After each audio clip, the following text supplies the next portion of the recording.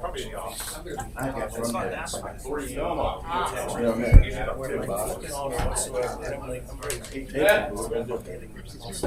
That was it. That was my line. Yes. Like, Well, that's my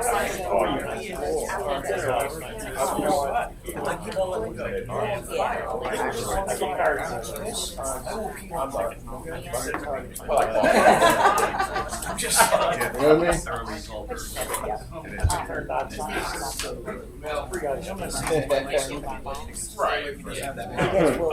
I'll start out the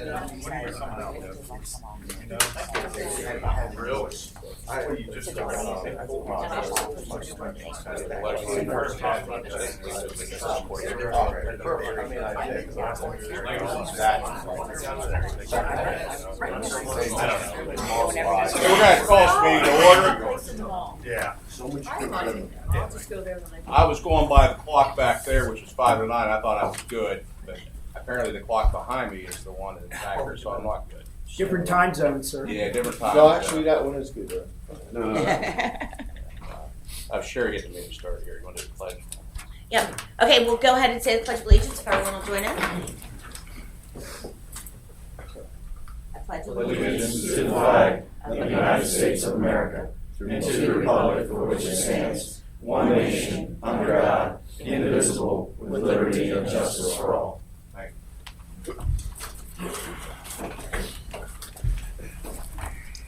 And then we'll start with staff introductions and board member introductions. We could start with Wayne Hauer on the end, please. Wayne Howard, PCCD. Rod Reddy, Commissioner, Indiana County. Craig Westover, Constable of Venango County. Sherry Leffler, Constable's Education and Training Program. Bud Pites, Constable, Allegheny County. John Bruno, Constable, Dauphin County.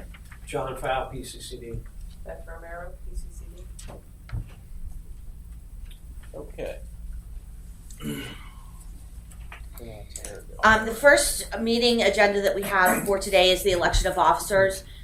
Because Chair Tom Berletic was not available today because of court, we're going to hold off on that until the May meeting.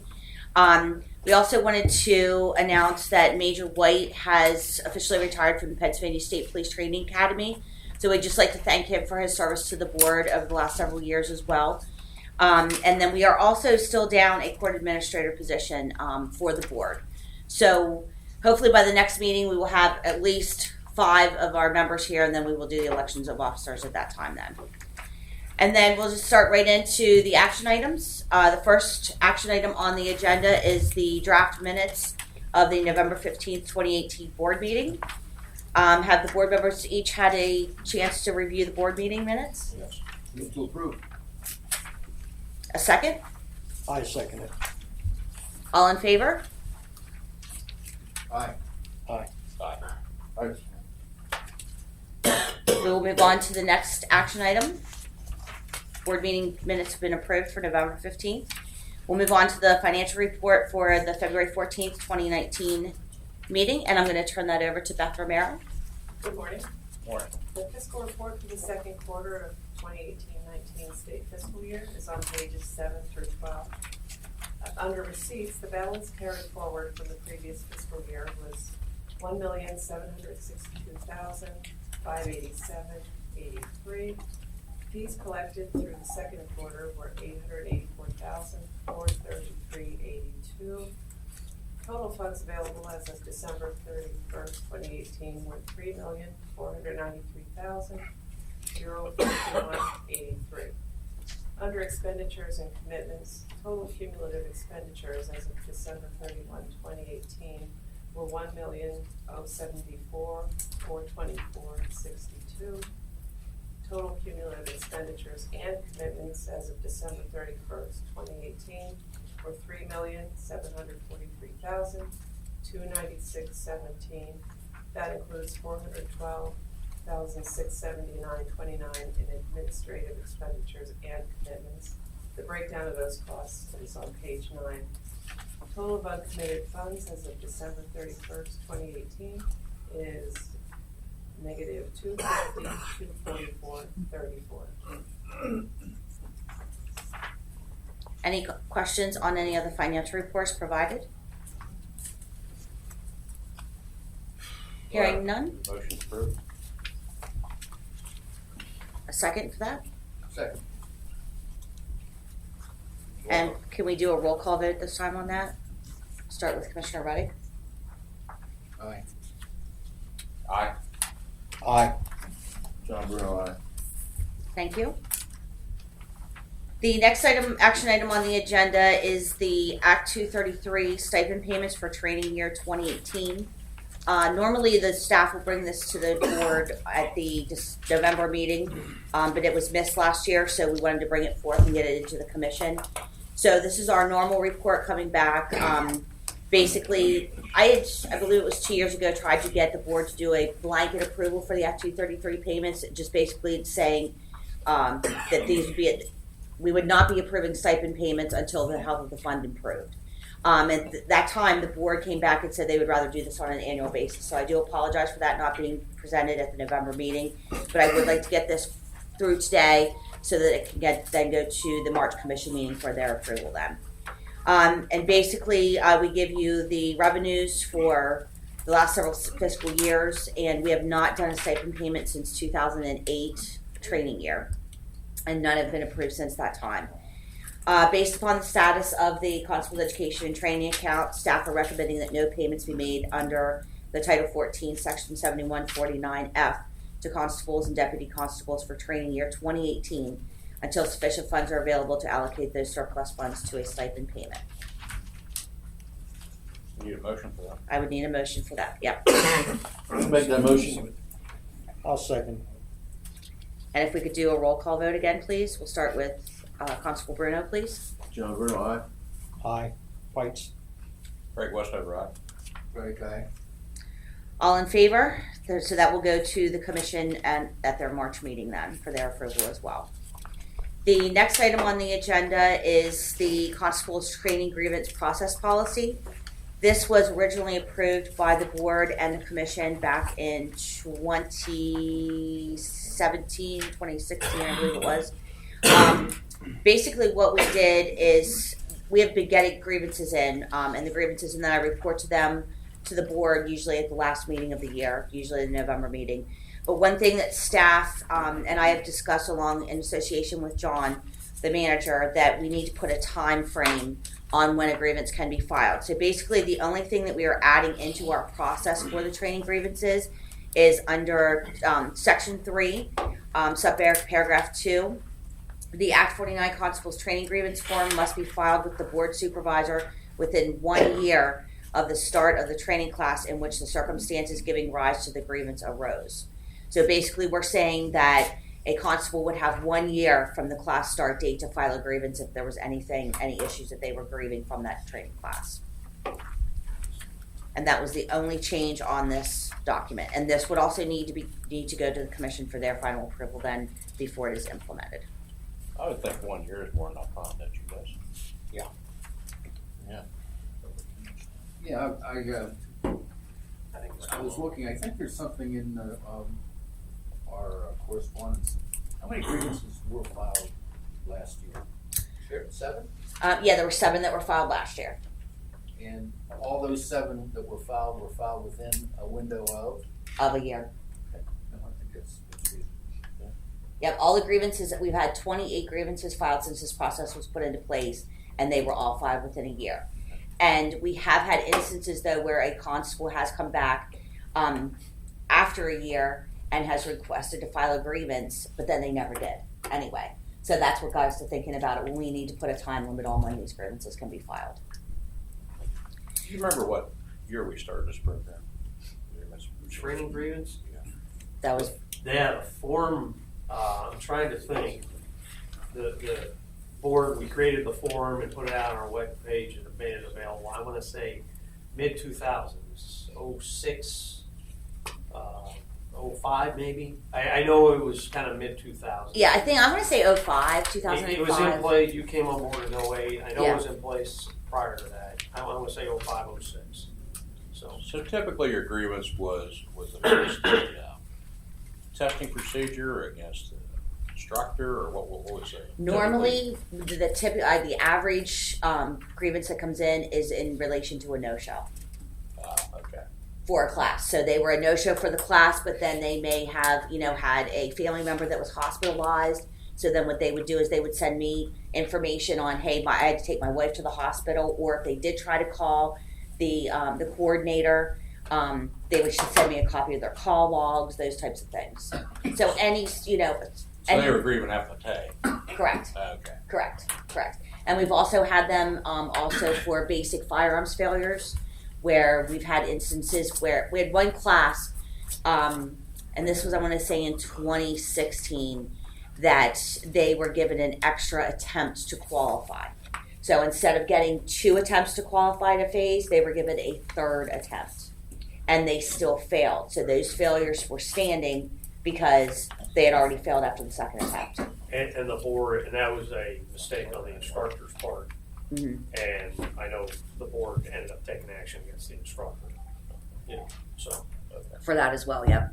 Well, typically, our training's based up on an annual basis anyhow, so it really doesn't make sense to go beyond a year, filing a grievance, because you're already into the next training cycle. So I think if you have an issue, it's going to come up. I personally think the year is too generous. It's me. I would say 6 months. My thought. All right. Grieve something, you're gonna grieve it. You're gonna take the money there. So, whatever that's worth. Okay. All right, so do I have a motion then to approve Can I the just change? a or- question, Sure. because I think we talked about this a number of years ago. I may have asked the same question, I'm gonna ask it that way anyway. Is the grievance, the action taken by the board, is that the final decision, or is there an appeal process? There is an appeal process. We would follow the administrative rules. So basically, and it works the same way in the deputy sheriff board. So let's say a grievance came to got to the level of the board, it wasn't resolved at the supervisor level, and the board denied the grievance or whatever. If they wanted to appeal it, then they essentially appeal it to the commission, which at that point we follow under Department of State. We get a hearing officer, Okay. and an independent hearing officer, runs that and has a hearing, and both sides present their case. So it's understood by agreement that they can actually appeal it through that process then? Right. It's not written into our grievance policy as I read it. That's the reason I asked the question. Correct. So, Right, I mean, all the state agencies, that's what Department of State, they have hearing officers, and that's all they do. Yeah. And, so once it gets to that point, then the hearing officer mechanism, and all it is, they would say, well, I'm appealing the board's decision, they send a letter to Darren, the acting executive director, and then he basically turns it over to Department of State and the hearing officer. so there is a process, I just want to make sure. Because then the Department of State has it all spelled out, how that occurs. And that's how every state agency would follow that same process. Okay, that's good. Appreciate it. All right. So do we have a motion then to approve this change to the training grievance process policy? Are we gonna make it 1 year, or are we gonna make it 6 months? Good question. I'll bring that to the other board members. What do you think, Aaron? Well, we talked about 1 year, I'm not so sure that I think 1 year is fine. So, Craig? it's in our policy right now. Craig? Yeah, I'll go for 1 year. Okay, I'll stick with 1 year. John? So be it, 1 year. I'll make a motion. And I'll second that. If we could do a roll call vote on this then as well, we'll start with Commissioner Reddick, please. Aye. Constable West, right? Constable Fights, aye. Constable Brewer, aye. All in favor? I will make sure that goes to the commission at their March meeting. The next item on the agenda is the PA constables. It was previously the classroom code of conduct. We wanted to start working on getting this into place for online training that will be coming up in 2020. The changes here have been underlined and bolded and first of all, one of the main changes is it was changed from classroom code of conduct to training code of conduct. So then that way we're covering everything, classroom, online, everything. Under section 1 testing, subparagraph D, it is the responsibility of each individual user to secure and protect their user ID and password for any computer systems utilized by the program. sharing of or providing the user ID and password, allowing someone else to take your online training or mandatory tests and proficiency examinations, or sharing or receiving mandatory tests and proficiency examination questions/answers will be considered cheating. And that was added in the section that also references cheating within the classroom and its grounds for dismissal by the training provider. And then on page 17, under section 2, attendance, subparagraph B, additional sentence was added, and I'll just read the whole paragraph. A constable or deputy constable must attend and complete all hours of the training course to receive credit for the course. And the additional sentence that is being added, constables and deputy constables are required to be on time for all training courses and to remain until the completion of the training as determined by the instructor. And those are the two main changes to the training code of conduct. Do I have any questions from the board members? Sounds reasonable. And then the plan is we will work with our IT developer, and because there are changes being made to this, each constable, deputy constable will need to sign off basically on this code of conduct again, as they did back in 2013. So what we will do is before the enrollment for 2020, we will have them sign off on this code of conduct before we have them actually enroll for classes for next year then. Through sets. Through sets, yeah. And the paper form would also be available as well. Okay, I'll make a motion to approve the additions to the training code of conduct. I'll second that. And if we could do a roll call vote, we'll start with Constable Bruno, please. Councilman Bruno, aye. Constable Pikes, aye. Constable Westover, aye. Commissioner White, aye. Thank you, gentlemen. That's all of the action items. The next item on the agenda is a discussion item, just some follow-up from staff. We have it on there as court fees and court cost and fee comparison. I do have a handout here. Pass a couple this way. If you remember the last meeting when we were discussing this, Major White suggested we find out how other fees that AOPC collects how where they get their increases. And so we did reach out to AOPC to try and get some historical data. And bottom line is pretty much all the other fees, I mean, there's one or two that don't, but the bulk of the other fees that AOPC collects, they go up based on the consumer price index every year. So I went back out and looked at the last 24, 25 years, what would have happened if we had the consumer price index since $5.94. And on the left side, we're showing the actual change, and the average. It was about 2.23% every year for the CPI. And so if you applied that to that $5 surcharge over the last 24 years, we would be at about $8.55. And I wanted to show the yearly increments because it's only going up by 11 cents, 10 cents, 12 cents each year, which isn't huge, but over 24, 25 years, that would have helped out a lot. So, and in discussions, like I said, I talked with Constable Westover this morning.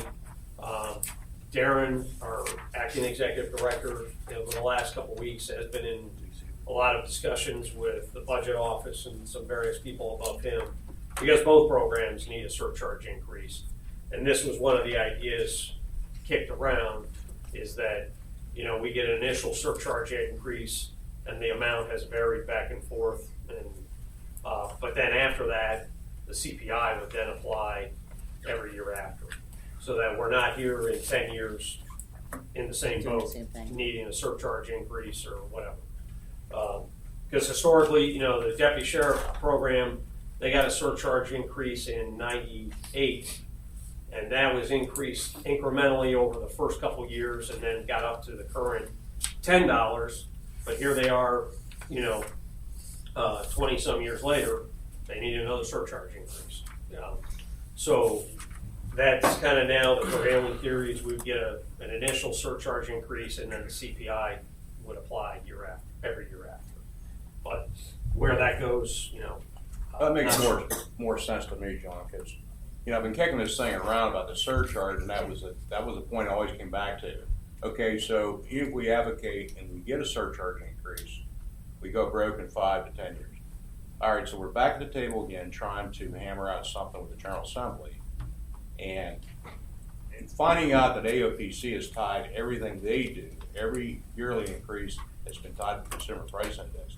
It just makes sense to me to rethink this and say, instead of going for a flat rate, let's go for a CPI on this. And I believe in Senate Bill 927 of the last year and a half or 2 years, I think that was in there, if I'm correct. They had an initial surcharge increase, and then every year after that, the CPI. CPI would have, yeah. So that was in 927, when it was introduced. So I've been working on this letter, since our last meeting, we talked about, we wanted to key that letter around totally on the surcharge and keep the other issues out of it, make it as clean as possible, what we want to transmit on to the commission, hopefully for them to endorse and send to the General Assembly. So I think it'd be prudent at this point to delay till next meeting that letter and incorporate this language into it, the CPI. So we're looking for the surcharge increase with the CPI and see if we get the commission then to endorse that and send that on. It's the only way I can see off that we could all get center here with this. Because that would not ensure, but that would, be a lot better for longevity Of of the the program if you had that in there. So what amount should we be at right now if we had conducted CPL along? Well, that's what, we'd be about $8.55. Like I said, it was an average of 2.2 per. And when you look at inflation, over, anywhere from 2 to 3, 4% depending, it's not keeping us ahead of the game, but it's keeping us, in pace with, John, I think you just summarized what I was gonna ask, and, I think the CPI is the way to go. Even with that, increase, if you look at our constable fee collections over the last 10 years for the organization, we have significantly gone down in total number of collections. In fact, we've lost over 10 years about $343,000 just in the existing collection rate. So what this is gonna do is stabilize where we're at. It's not gonna give us any more dollars as surplus, that's for sure. And I hope there's some mechanism by which we can still create some additional funding, and I'm not sure what the answer is there. well, and one of the things, and I've, mentioned this to constables when I talk to them, is that not just a surcharge increase, because right now it's on civil and docket, criminal docket. But, when you look at Supreme Court rules, they say you gotta be trained and certified to do transports. You gotta, so there's things that you have to be trained and certified to do, but if Craig spent his whole year doing nothing but transports, he's required to be trained and certified, but we're not gonna surcharge on that. And so, and there's some other, miscellaneous, and I'm not an expert on the MDJ stuff, but, there are guys who, in some counties, they occasionally do work from, family court, or they do, a 302 or whatever. And if those are all within, somebody's got to give them a piece of paper to go do it, that requires training and certification, we should be collecting something. Second and third ones. Right, whatever. So, initially the act, they thought, and I think the intent was that would just capture everything, but we know historically that doesn't. Guys are doing other things for the courts that there's no surcharge, but the court can't issue it to them unless they got a certain number and they're showing up as certified. So I think expanding what it's assessed on would help. It's not gonna cure everything, but that would help. Yeah, I'm talking to constables that are working domestic relations. There's no 5 on the domestic relations. You got guys that are working for CYS. They're doing CYS transports and pickups. As I'm talking to constables in different counties and finding all these other activities they're doing, it's never hitting our fund, nothing. And that's the thing, to try to gather all these other, Right. And even if that's only 15% of the amount of work constables do, it's still money we're missing. John, I was looking at some other things. it came to me, I was wondering, what is the cost per constable for training? And this is very quick, but I think we have 1,644 constables active certified right now. It's around Well, 1,200. It's about 1,200. It's about 1,200, okay. And our budget's about, for training, about 2.5 million, something like that. Well, that's in the past. For 2019, we're projecting with all the cuts, it'll be about 1.4, and that's pessimistic. That's if we run every class and maximize, but right now we're projecting 1.4 for 2019. Well, it gives you a per constable training rate that we have to pay. And somehow we've got to capture all the other expenses that are built into that and make that an argument to. Well, and we do, when, the data we provided, in fiscal, I mean, we can provide that. We know what our contract costs are. Yeah. And one of the things kind of connected to that is, and as we've said, Deputy Sheriffs is in the same boat, and they're heading the same route to online training. So one of the things we're doing, we're going in a combined contract for providing online training between both programs. Each program will have to be billed separately by the vendor. So, and we're building in how that's going to work. So, whatever they do for constables being billed deputy sheriff. But what that does is that takes away duplicate overhead, administrative overhead, and those kinds of things. We're also doing the same thing on curriculum development because, there are a lot of similar subjects, et cetera, and it reduces that administrative overhead on those kinds of contracts. So even going forward there, we're looking to create a savings. So, As we were talking earlier, the risk factor in terms of our duties is how much can you afford to allow online training to replace face-to-face training? And what impact does that have on the risk of what constables have to perform? I'm not sure how you measure that, but I think that has to be a consideration as we look to, I guess, become more efficient in our funding apparatus. We also, look at what the impact is on the day-to-day lives of constables. it's a balance. It really is. And Sherry, and I'm not going to steal your thunder, but we're going to be getting the work group back together to work on some of those issues because, there are topics that are easy and fine online. Then there are other topics that aren't. But the other thing too is there may be some topics where you do an online portion that's the background and then there's a skills day related to it. And that helps reduce training costs. So when we have them in a room and we need multiple instructors, DT related, we're focusing on the skill and not the theory as well. You knock that out online and then. So those are the kinds of issues. In fact, Deputy Sheriffs had a work group yesterday discussing the same things. What's the balance between online and, hey, these are best learned in classroom environment where you have knowledgeable instructors who can interact and hear that discussion among your peers. So. John, the thing that still escapes me, do we have a feel at all from AOPC or anybody else? I mean, so we're showing 08, 09, 2008, 2009, for constable fee collections at 2.1. And here we are, 2017 to 18, we're at 1.7. So that decrease from 2.1 down to 1.7 from 08 to 18. Do we have a handle on what the major part of that impact, what has caused these collections to go down? Right, and in fact, we're going to be scheduling a meeting with AOPC because there's multiple issues that we want to discuss with them, and it's going to be better face to face. We can sit down and they can show us their data on everything, and that's one of the issues I wanted to ask in there is we show this decline, and we've collected data from them on how many constables working by courts and how many dockets and all that. So we want to try and see if we see any correlation because, and I don't recall when they launched their online payment, and it's only been in the last, I would say the 4 or last 5 5 years, years. maybe, yeah. where somebody can go online and with a credit card pay their court costs.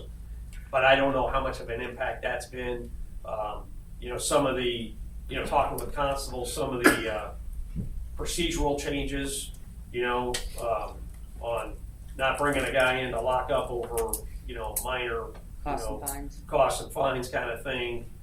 So we don't have any good data yet. So we're going to have a meeting with AOPC. It's on the list of items that we need to look at their data and see what we can figure out. Yeah, we got to paint a picture here because it's like we're still shooting in the dark. Not knowing how to get it. What the problem is. If we can figure out what the problem is, if it's whipping up the troops to say, hey, you need to go out there and work more, but maybe that's not the issue. Maybe the numbers of served documents are the same, but there's other factors that are causing this thing to go down. Well, I can give you some cursory. We just got, last week or a week and a half ago, and so we'd done the data for 2017.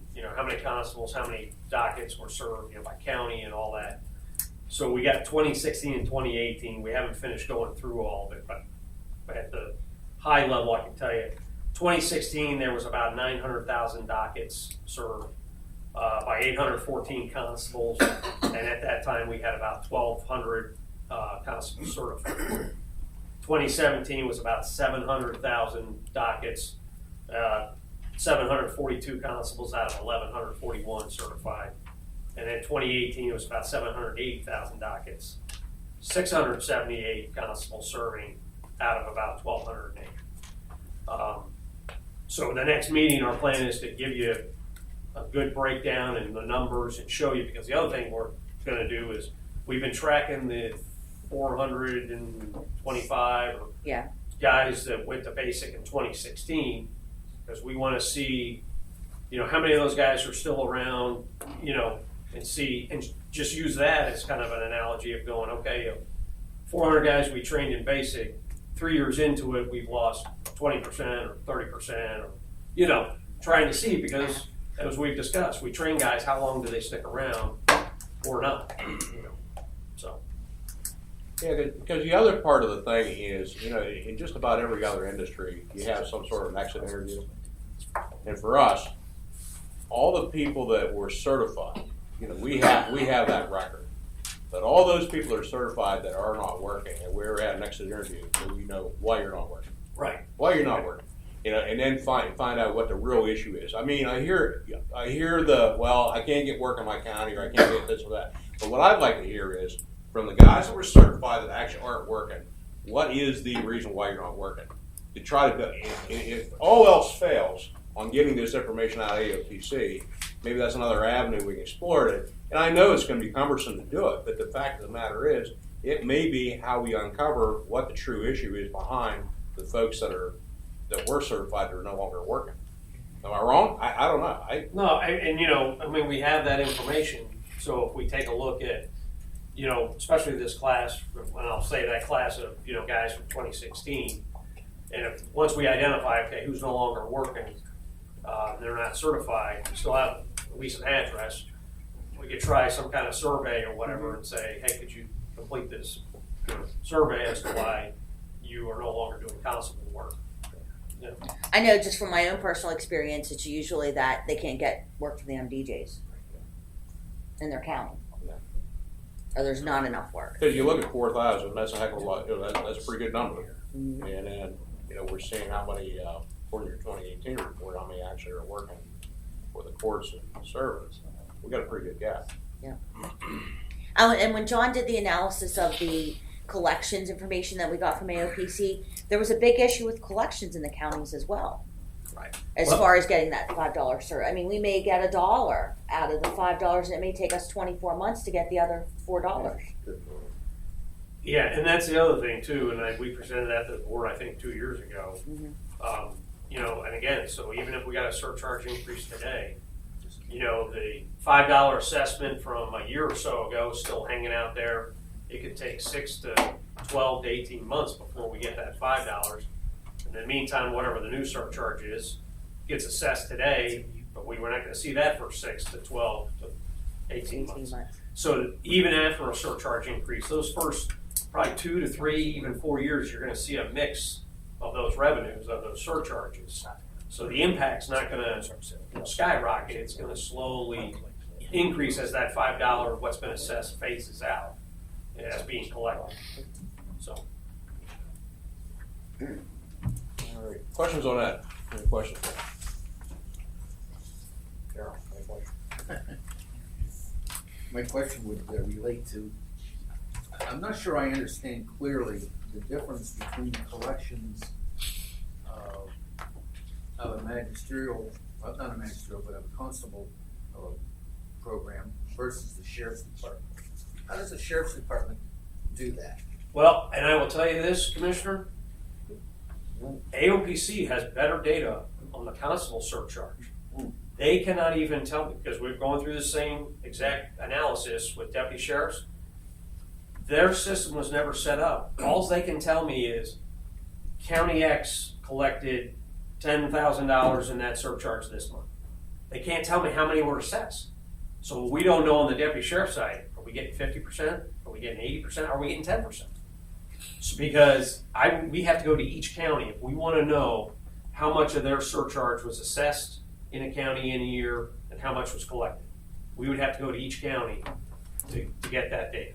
And right now we're not, there's other priorities, getting the online training and, we're gonna try and do that.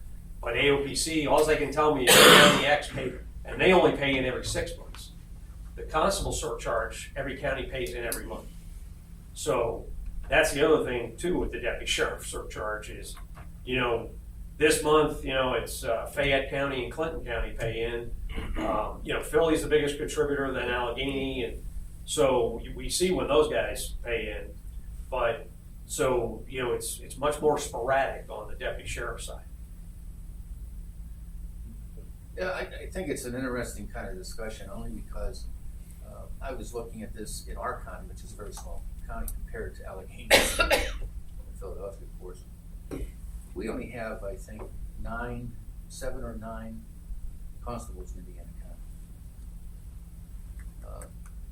So their rate obviously is dependent upon how many times they go out on behalf of the magisterial team. And if our president judge says no, we're going to do that through the sheriff's department. Now, how do you come up with where are the monies coming from and where are they going? We got some initial on the deputy sheriff side. We did submit a request for data, and this is going to be part of the meeting, with AOPC because they agreed even the results weren't correct. So we asked for 2 years worth of data. Any warrant or civil process issued to, there's a lot of times they issue just generically a sheriff's office. Issue to a sheriff or a deputy because we give them the deputies cert numbers and all that. And for Philadelphia, in 2 years, they only showed 600 pieces of paper. They have 300 deputies. I can't believe, and even the AOPC guy, when I talked to him, he says, yeah, that can't be right. So, right, we don't know what's happening there. Yeah. So we don't even know relation to, we can't even draw parallels going, okay, if we had that surcharge for, X amount of papers like we're trying to do with constables. So we're even in a worse situation on data on the sheriff's side. So. Easy, that's for sure. Okay, I have one other handout. This was at the request of Commissioner Ruddick from the last meeting. You had requested, Commissioner, a breakdown of the current train delivery contracts. If you could take one and pass down to the judge or to the commissioner. The original budgets for a 1 year period and the revised budgets and the difference between the two. So this is just a very generic, high-level overview of what the original budgets compared to the revised and the difference between the two. And this comes off of a lot of the numbers that we had presented to you earlier over last year about what we projected we would save. And now that we actually have revised budgets based on the changes that the board implemented, et cetera. So, With the training reductions. right, the training reductions and the, It's quite significant. Yes. Quite significant. I'm surprised it's as high as it is, actually. They've done a pretty good job. Maybe more than they want to, I guess. Yeah. It leads to another discussion that we were talking about, and that has to do with the online training. Are we looking at creative ways on the online side to expand the operational capability of online training as opposed to administrative oversight? Do we have the right people in the right place, understanding what that role is, and can we do that? I mean, I would think that we have 3 outstanding institutions here that come up with some really good ideas how we can move forward. So. Well, I mean, but as I said, we're going with a combined vendor with I Deputy know. Sheriff because, you know, part of the thing, Commissioner, is if I provide online training, you know, the distinction between constable and deputy sheriff is no different than providing online training to a college, and it's the distinction between an accounting major and a, you know, social work major. It's just a matter of what materials I present to what audience. Yeah, I see. So administratively, as a vendor, it's really not costing, you know, it's not like constables are gonna cost more than deputy sheriffs. So we're reducing where we just have that small limited overhead for both programs, and you're only gonna end up paying, you know, 50% of that. So that's a huge reduction in cost of both programs. Because from a technological standpoint, whether I have online training for constables or deputy sheriff, it's just a matter of which guys come in and Yeah. get what materials.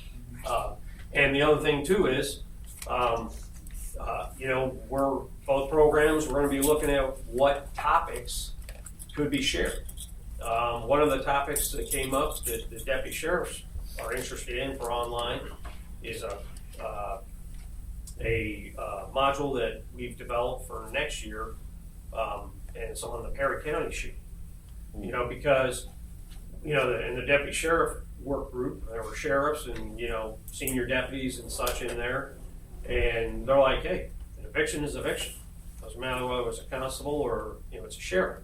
The point is the officer safety issue and how quickly it can, even if you do everything right, how quickly it can go bad or turn out less than desirable. So there may be topics that, you know, are officer safety, it doesn't matter who it is. You know, deputy sheriff pays to develop it, we roll it over to, you know, constables or vice versa. So there's gonna be some savings there. You know, things like ethics and, you know, those kinds of things that are common for, you know, professionalization type topics. You know, you know, it's developed for both programs and you're only paying half of that cost. So. Well, I appreciate the effort that's going into this, by the information provided, so. And as long as we're on that topic, just to give you an update on the online, so we've submitted a draft work statement to the vendor, or, you know, for the combined LMS, and we're waiting for a draft budget, and then we can negotiate budget.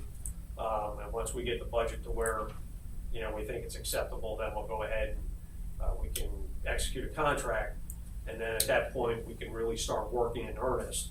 Over the last month and a half, between their technical staff and our technical staff here, we've had a lot of conference calls discussing essentially what the architecture is. And, you know, is this doable to integrate through sets and also too on the deputy sheriff side, so that a constable logs into sets and they're just gonna see you know, my online training link. They're gonna click there and they're gonna go into the online training platform. And, you know, year after year that, you know, whatever topics are available are there. They take them, and that way the grades are reported back, because now we're reducing people handling paper and, you know, so now that grade comes back, and so within 24 hours or whatever, the guy, you know, gets credit for completion of that course. So now they know, okay, I got that one out of the way. So that integration is key, because over time that reduces man hours. We have any sort of a timetable where we're at, I mean, as far as getting the online up and running? 2020. We will be up 2020. I'm very confident in that. Yeah. The integration piece, because of, you know, standardization, you know, the platform is Canvas. Canvas is used by a lot of universities, et cetera. So they have a lot of what they call APIs. They're standardized blocks of how you integrate data. So we don't have to reinvent the wheel. You know, so sets and our developer, they use a lot of industry standards, you know, it's SCORM compliant. So what it allows you to easily go, okay, you know, you always have a block of the demographic information, the guy's name, some unique identifier, etc. It's easy to, you know, integrate and put into our system. So there's not a lot of there's a lot of pre-canned modules that allows integration. So it's not like you got to spend a lot of time reinventing the wheel. And so that's why we had a lot of these calls to see where we were technology-wise to keep costs down and what the integration. I think it's going to go very well. So I think we will have it easily up and running, you know, and then every year after that, it's just a matter of the board's desire, how much you add on to online. So. And as John had mentioned too, I am going to reconvene the work group, hopefully sometime in the beginning of April. So if anybody was on the previous work group, I will be sending out announcements to you. Hopefully we can have some of the board members included in that work group again as well. And that's some of the things that we'll be discussing then. How do we move forward with, like John said, maybe a component that has an online 4 hours, but then they have an 8-hour skills day in the classroom, those types of things. I know personally, just from monitoring classes over the past couple weeks, the constables like that interaction in the classroom environment. They like that, the ability to be able to network with their fellow constables, that type of thing.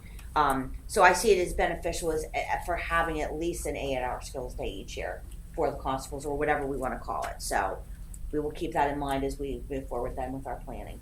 And as the work group gets into the details, that helps us then try to estimate costs, you know, so we can kind of set up a framework of if we do one skills day a year and then other things online, X amount of hours online, we can hopefully develop a template on costs. So going forward, we can kind of get better estimates now with the online, because that's our next thing is what's that going to cost us annually, you know, as we add training or whatever.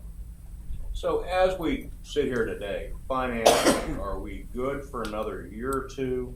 I mean, do we have enough collections coming in to run this, you know, trim back program we're running right now? Do we have enough money to run through 2021, 22? Do we have any idea? I think we do, and part of that is because of the transition in 2020 to online.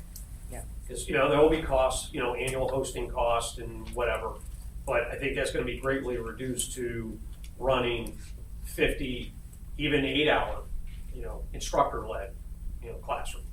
Because there's, you know, cost of facility, there's, you know, instructor costs. And again, you're never going to get it down, you know, but you'll have an added savings there in 2020. I think we're good to get through this year, and as long as we get that online, which I'm confident we will, I think. Now, after that, I don't know. You know, I still believe, because once we get the online up and running, and the board wants to, you know, it's easy then to say, okay, well, let's do 8 more hours online and 2 4-hour months. You know, to build that Con Ed requirement up, it's easy to stick it online, but over time that requires development and hosting costs. It won't be as much as traditional classroom training, but still, like incrementally over time, that cost of online will increase the more you add, the more you develop. It'll be a little lower, slighter increase, I think, but at the thin margin we have on revenue, that could catch up to us quickly. And even going forward with the work group, that's something we have to always keep in mind, is keeping within our commitments within our revenue that's coming in. So 1.4 million basically. Well, my biggest concern right now that I agonize over is the firearms side. You know, not doing firearms training. I mean, for me, that's the issue going forward. I mean, I understand the Con Ed part of it we got to get done, because we have people that are Con Ed certified that are not firearm certified. But we do have a big percentage that are firearm certified, and that.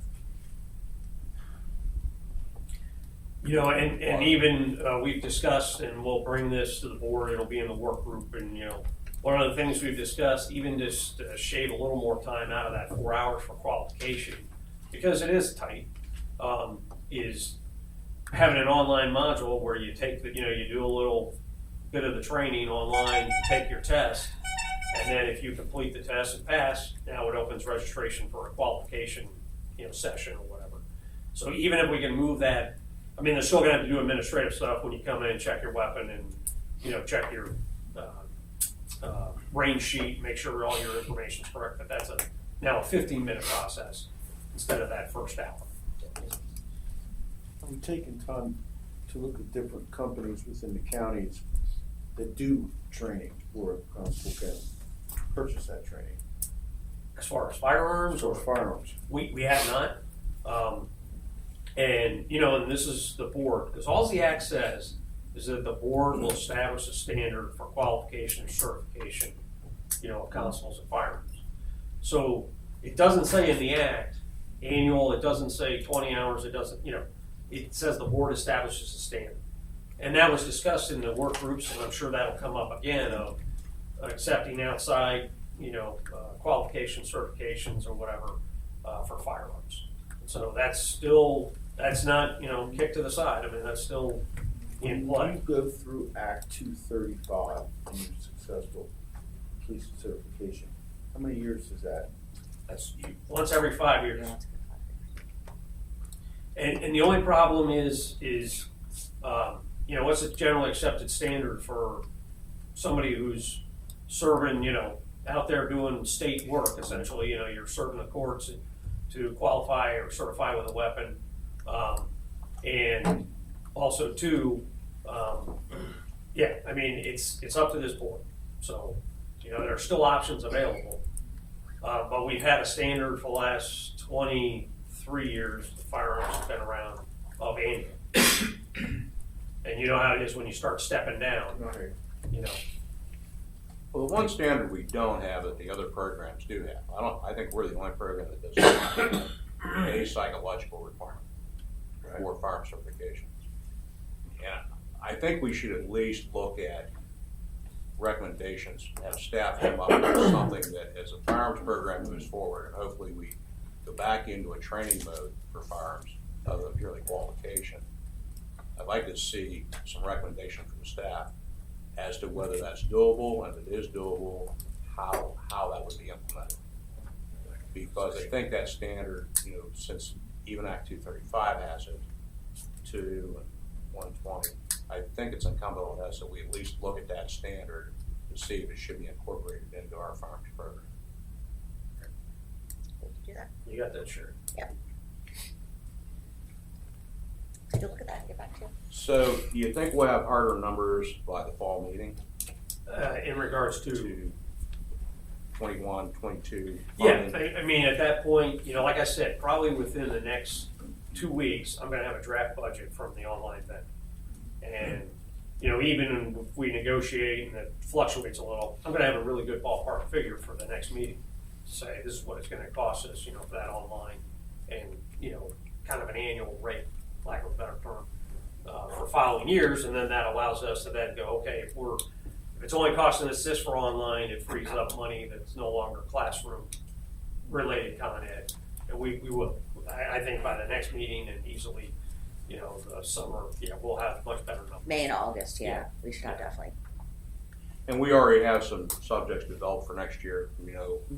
Right. In fact, you know, we had some subjects that kind of were either 90% done, lack of a better term, and as we reduce this content for this year, we have them on the shelf, and some of those can easily be then plugged into an online, you know, they just have to be converted into an online format, which is not as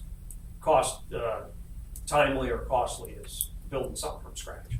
So we do have, so that first year or two, we already have some modules either, you know, completed, mostly completed, that we've already paid for, that now we just put into an online format. So, A lot of variables going on, a lot of working parts here, and I just hope we're doing that. and I'll tell you, it's kept staff very busy on a lot of taking a look at this and how do we get the most out of the money we have and still have an effective training. We've spent a lot more time on that. And in addition to their normal duties of, you know, taking care of grades and insurance and, you know, answering calls and et cetera. So, How's the firearms qual going so far this year? The people have actually. The class, I went to one class in the Southeast region and they loved it. They were in and out. I mean, we were done for the class by like 10 or 11:30 that day. What's the failure rate look like? 0.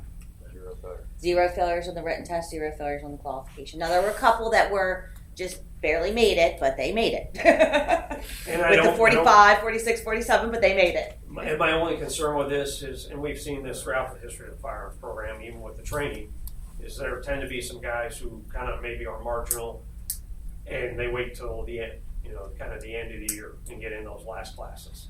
Because we do see, not that the failures were a lot, but that tends to be more failures or the kind of guy barely making it, he failed the first time, passed the second time. So we'll see how that trend continues as we go through the year. You know what, and I'll put a note to myself, so I'll update the board then at the May meeting then on how we're doing with the firearms. I am really curious about what that everything's going, so, okay. So far 0. Yep, so far 0.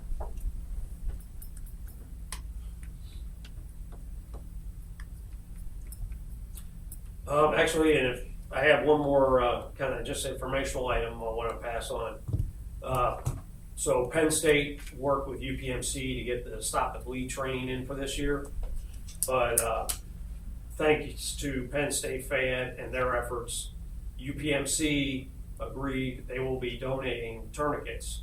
So every constable, when they complete the training, will get a free tourniquet. To the guys who have already taken their training, we will be mailing those out to the guys who've already had their training. So that right there, that's about a $28,000. Initially UPMC was they were willing to donate about half, and I said we can't give them out, free half the population, and then say, well, you got to buy yours for the other half. So Penn State went back and worked with UPMC, and they agreed to provide to every guy who goes through Stop the Bleed. They'll get a tourniquet. I participated in that module last weekend. I can tell you that it's extremely beneficial, probably one of the most beneficial modules that I've been through since '94. Great instructors, hands-on, right to it. And I do want to point out the high-speed training tool you had, the training aid that you used. Mr. Hartford here from Penn State was the guy who came up with that, because when you look, there's $300 and $400 training, arms and legs out there, and we're like, we can't afford that. And so he came up with the pool noodle design, and so that Hey, saves it works. a lot of money. It's not, sexy looking, but it's functional, and you get the training out of it. Serves Going purpose. across, So- it was excellent. Good job, Rob. Yeah. Now, the second module, the social media, great concept, Mr. Mark totally. I thought, And we've heard good and bad, Yeah. and throughout the life of the program, we always have a module that guys either love it or they hate it, depending on it could have been good. perspective. So. All right. Expand, John. Tell me what I missed Mark. Well, pretty much gives you an overview of what social media was, which we pretty much already knew, different platforms, what they were, how to access, but wasn't able to. I was looking for, how do I use social media as an investigative tool? Did not touch on that, did not go into that type of thing with examples, and that's where I felt that, it missed the mark. Now, I was at a class last weekend in the Northeast region, and it was well received. There were a few in the class that knew more than what we presented, Right. what was presented to them, you know what I mean? That just gave a little bit more emphasis on some of those things for the other individuals in the class that didn't know a lot about it. Right. So, and I think it's just a combination of the mix of, individuals that are in the class, the individual constables. Because we do have some that are really good with computers and social Right. media, that kind of thing. And then there are others that just don't touch it. So, and to those, I feel that it was beneficial to them when they went through it last weekend. But I could see that perspective as well. They introduced a new concept to it, which was great, but there's things out there that we can actually use on a day-to-day basis through social media that would enhance our abilities. That's what I wanted to say. That's what I was hoping that would. Yeah. that would I do. can tell you, originally looking through that curriculum, that there was more of that in there, and we actually reined them in to have to pull them back a little bit on that, because of the fact that if they are putting out, for example, warrant information for John Doe, and John Doe was picked up yesterday. Mhm. Now you're publicizing warrant information that's no longer active. You know what I'm getting at? So that was one of the staff's perspectives on it, that we had to pull the reins back a little bit on that, because we didn't want to give the perception that the board or the program was endorsing them putting out outdated warrant information on social media. So that was one of the aspects of it too as well. All right. Anything further on the discussion items we just went over? Okay. Good. Okay, the last thing on the agenda for today is just our normal status of certifications and the sets update. I actually merged these. They were previously two separate documents.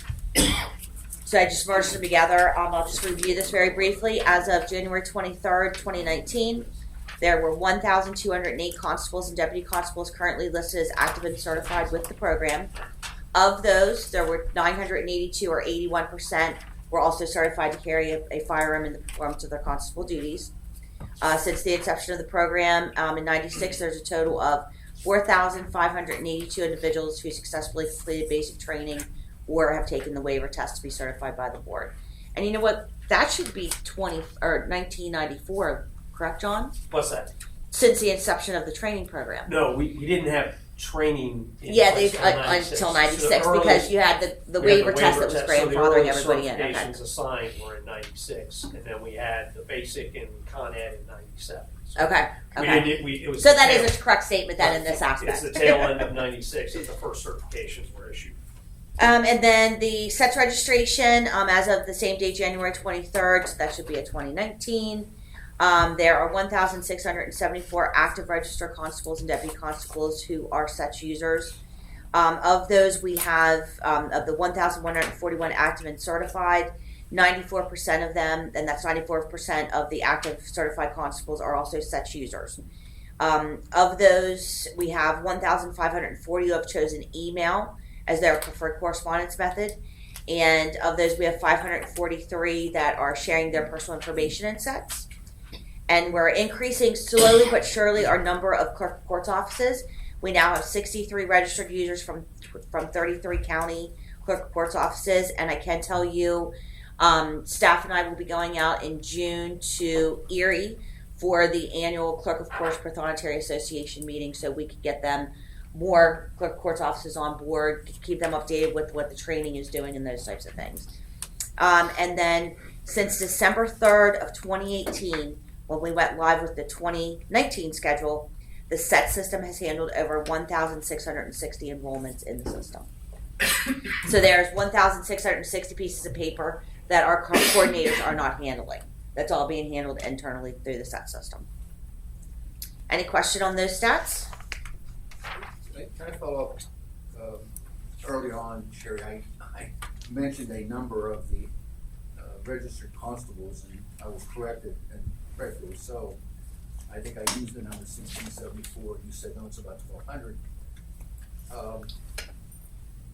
On this particular page, you indicate 1,208 constables for 2019. Mm-hmm. In 2018, as of the same date, there were 1,674. That should be a 19. That should be as of January 23rd, 2019. Okay. And that just says active and registered commissioner. That's not necessarily certified.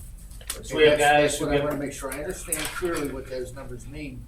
right. Yes. Because we get guys who, they get elected, appointed, they contact us, they register in sets, and then we never hear from them.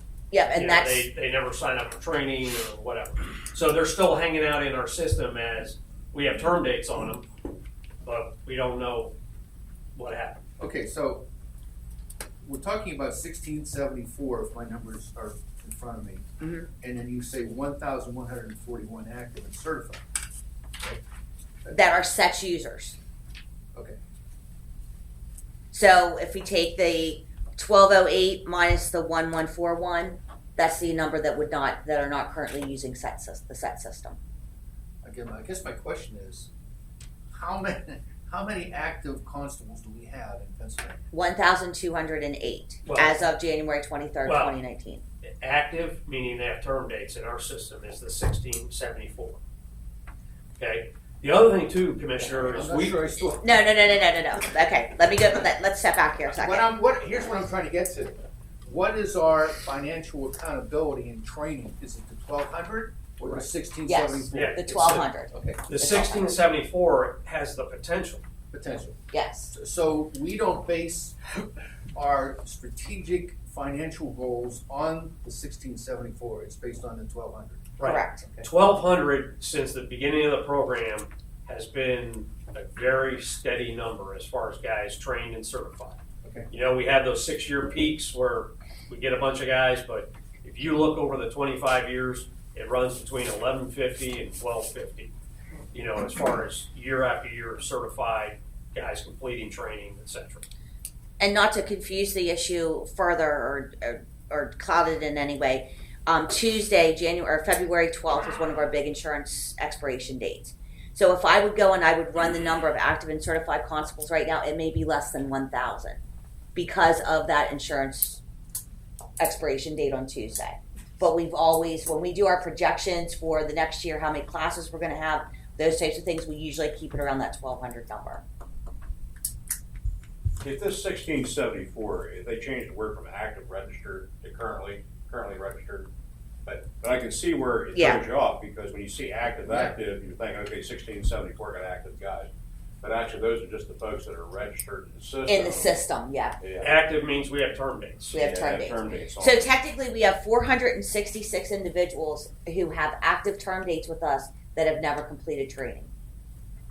So the financial impact truly could be, if all our basis for funding is based on the 1208, and all of a sudden miraculously all 1674 decides to train, then it blows our budget out again. You said because it. of- Well, and that's why, Yeah. you know, 2016 was, of the 6-year cycles, that was the biggest year, because we have no way of predicting how many guys are going to get elected. You know, how many guys quit, resign, pass away, and somebody replaces them and appoints a deputy.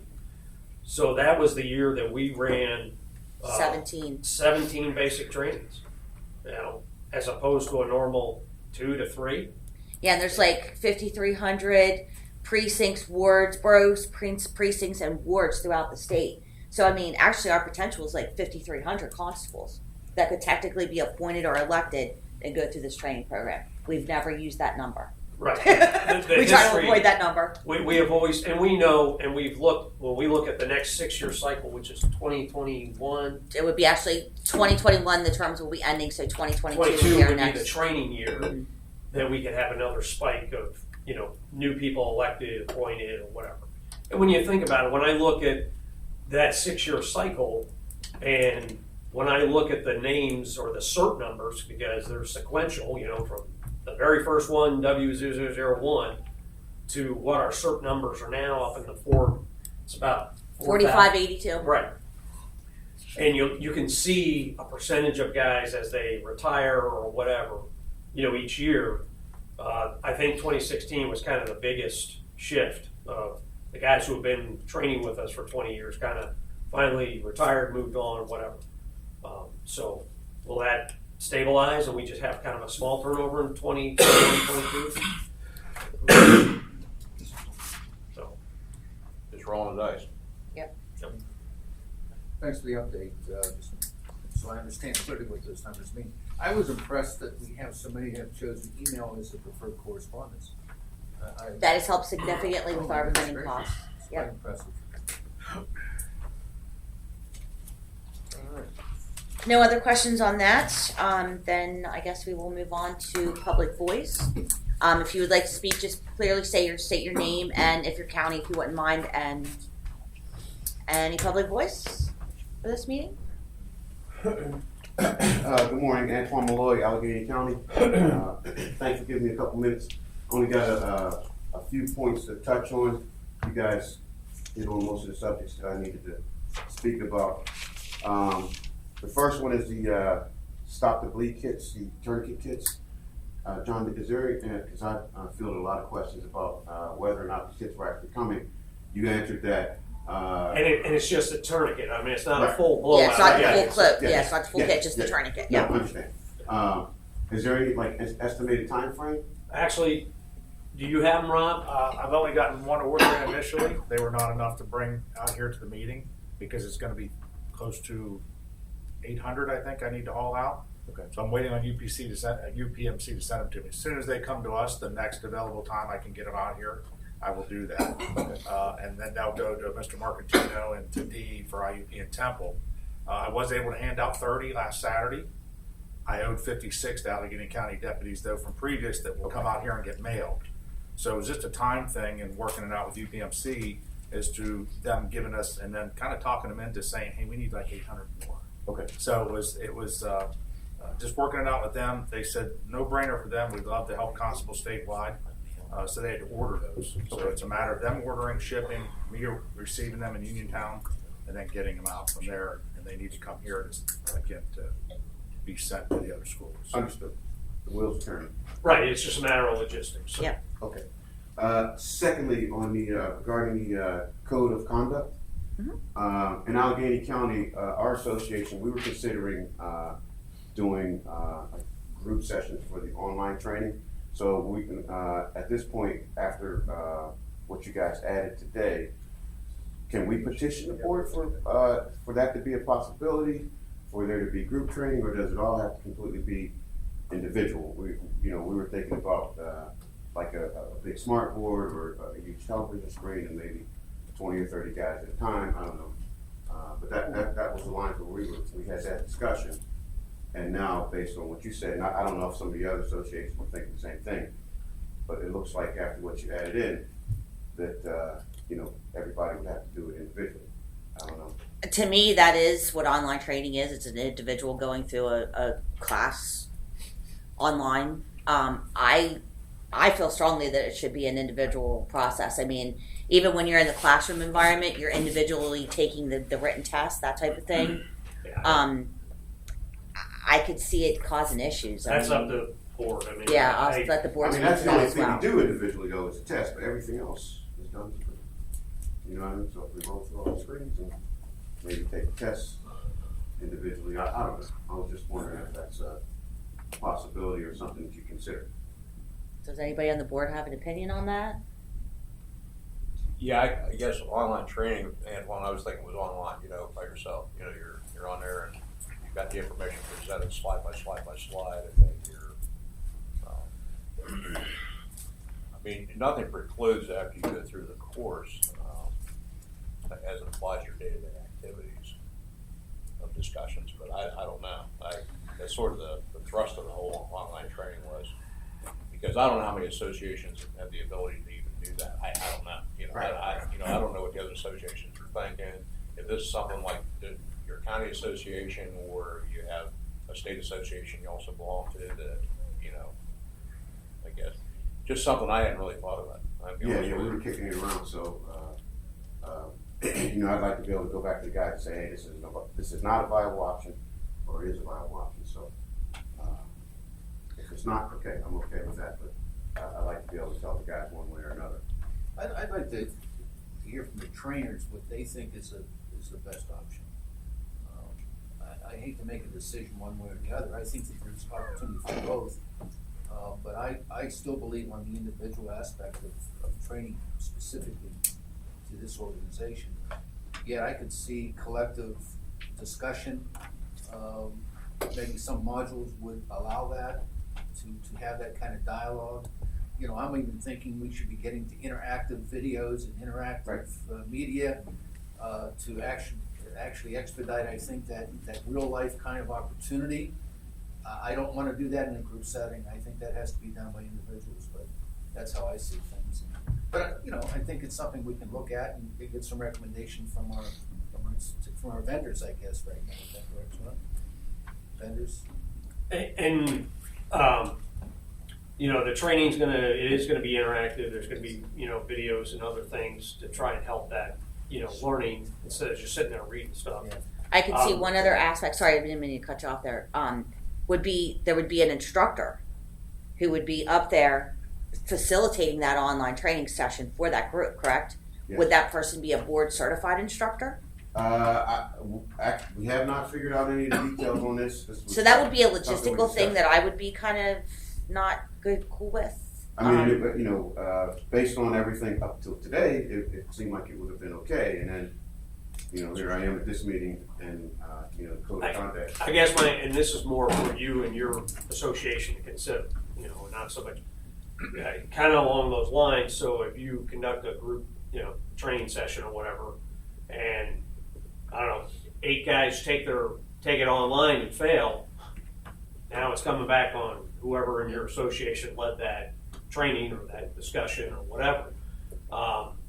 And as far as we're concerned is if the board keeps the concept of an individual, hey, they got to take it again and try it on an individual basis. So just for you guys to think about and consider, depending on the topic, it could be very critical.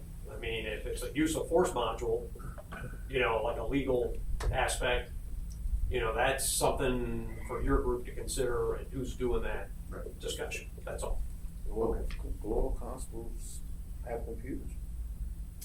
We've been down this discussion, and at this point, I mean, we have the bulk of the people are using sets to register, etc. I mean, and this is the way we're going. I see what the gentleman's saying. Perhaps in the future it would be a good thing for the delivery of the, coursework to maybe stimulate discussions, but the actual testing itself needs to be done on an individual basis. Guarantee the integrity of the test. That would be the most important thing there. Because I know there's some other organizations that are doing sort of the same thing with firearms, or planning on it too. Come together.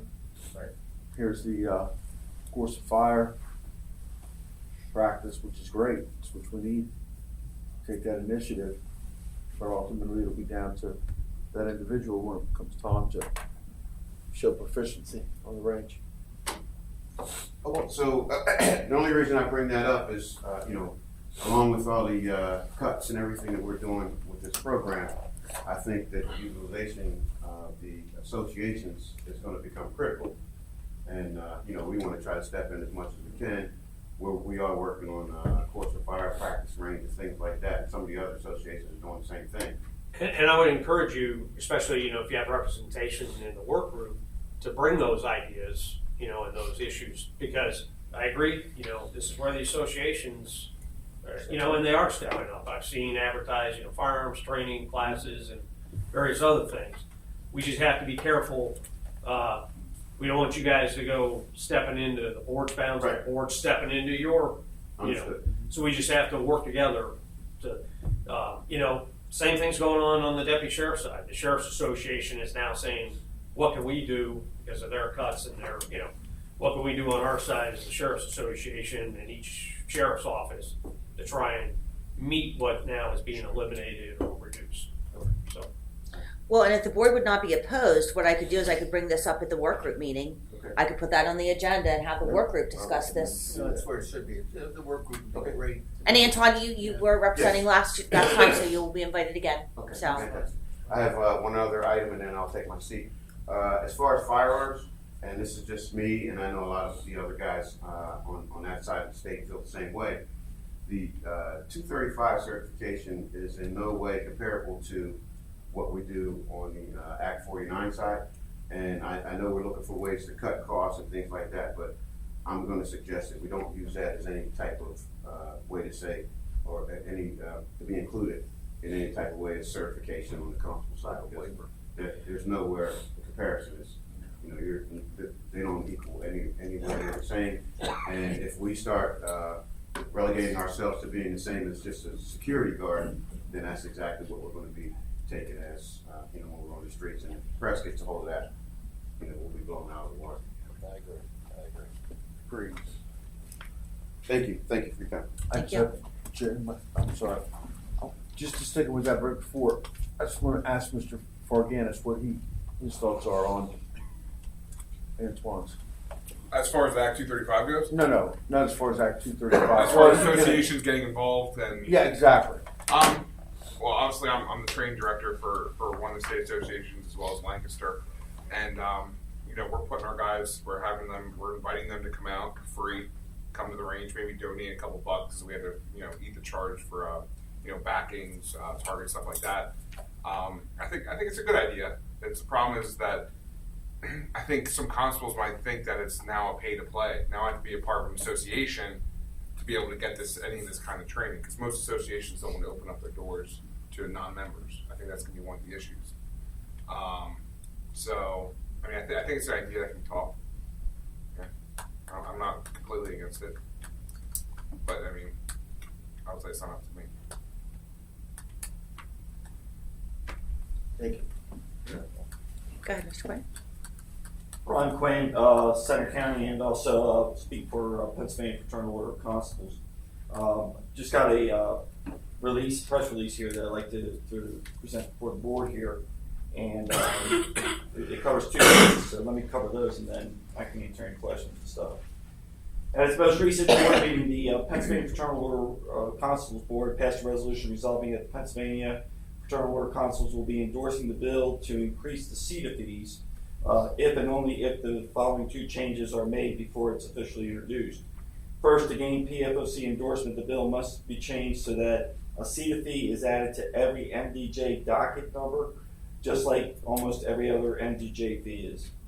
Second, we require that the bill's section on fees must provide that fees for 2 constables shall be charged before the issuance of any order for possession/eviction, and so that those fees shall be paid to those 2 constables, the second constable being selected by the assigned constable.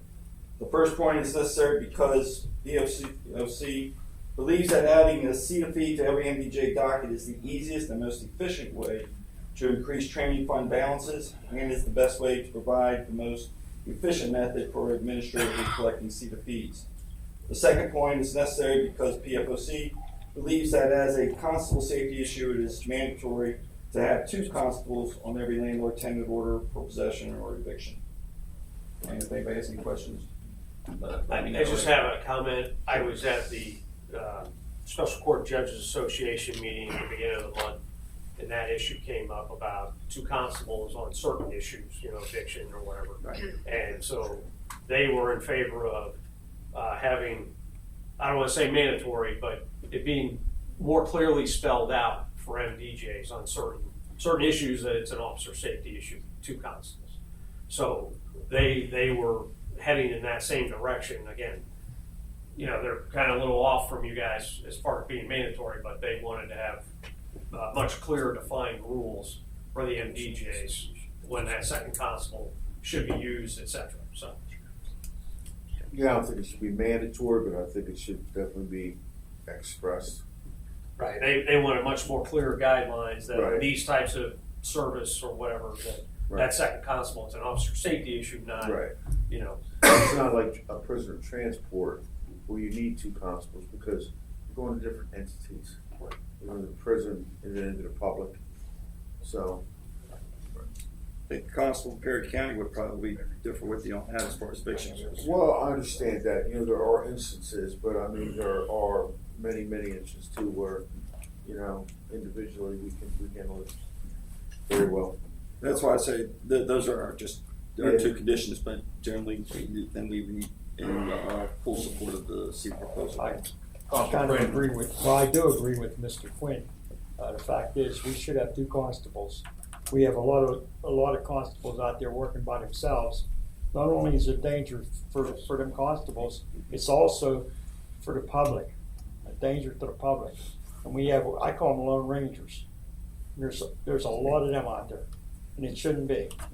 And then we get in, then we can step into courtroom security. And there's a lot of district magistrates that don't use courtroom security. And after that incident down in Fayette County a while back here, it should be mandatory that you have, courtroom security. well, the Supreme Court has now convened a committee to look at MDJ court security because of things. Great. It's about time. Constable Quinn, your organization, do you think be behind the cost of living increase being figured in? Consumer Price Index. Yeah. That would be all well and good. However, it still should be in with the release of every MDJ docket number, because the problem that we're facing right now is that due to lack of work that's being produced, okay, every the MDJ docket number that is issued to us, if those decrease, it doesn't matter how much it's raised or fluctuates and stuff like that, it's still not going to be collected. Whereas if it's with every MDJ docket number, then just like with every other fee, it's nothing that the staff then has to think about. Do I need to add another fee here or not? It's automatic, and everybody, and it's assured that this organization is going to get its funding then. Understood. Okay.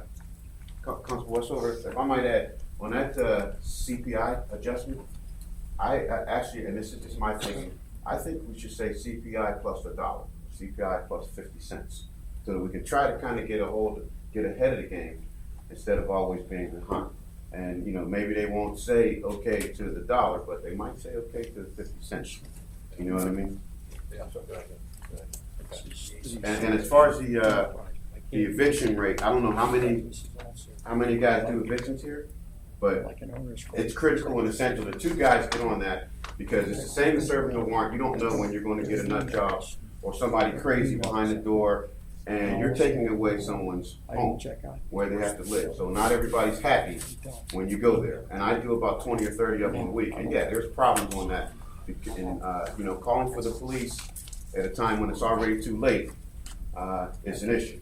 You know what I mean? You got to either get on the radio or you got to dial 911, and you could already be in a really dangerous situation where if you just had one more guy, it would make the situation a lot simpler. So I think it's critical. Sir. Hi, Daniel Hallball, Constable Hallball, representing the Commonwealth Constable Association, Adams County Constable Association. 2 questions. One, I know I saw from the minutes last meeting, I wasn't here unfortunately, a lot of people were talking about that letter, and I guess at this meeting, Constable Westerby said we're going to hold it over to the next meeting, whatever like that. So was the letter drafted and ready, and then it was put on hold because of the PCI increase that we're recommending? Is that what we're doing? Yeah, because the thinking behind it was, we continue to thought about flat rate surcharge increase, rate. But, this CPI, I really think that we're shorting ourselves if we don't include that. I agree completely. And as a spokesman for the CCA, I can tell you that was already in what 927, Senate Bill 927, we already had that idea as some sort of increase that's an annual thing or something that we can ensure that we don't have to go through all this in another 10 or 20 years. But my question is, if the letter was already drafted and we're only adding that, do we have to wait till the next meeting, or can we just add it? From the last meeting, the board had a discussion, and there were things the board members wanted taken out of the letter. Okay. From the first draft to what Constable Westover has now. Okay. So it was. So there's more work than just that. There were other things that needed to come out or be redone. The board had a good discussion on the content, and it was basically And the focus of the letter. But the focus of the letter. Yeah. So it was drafted again.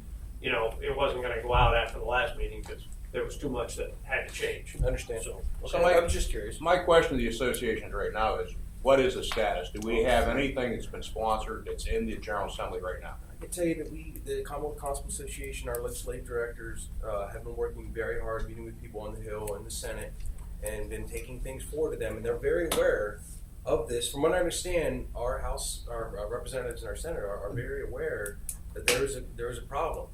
And I think, I guess this is personally me, not CCA talking, I think that the letter from this Constable Education Training Board and PCCD would be the straw that broke the camel's back. It would really help kind of push it over. I mean, we've got guys up there knocking on doors and talking to people all the time.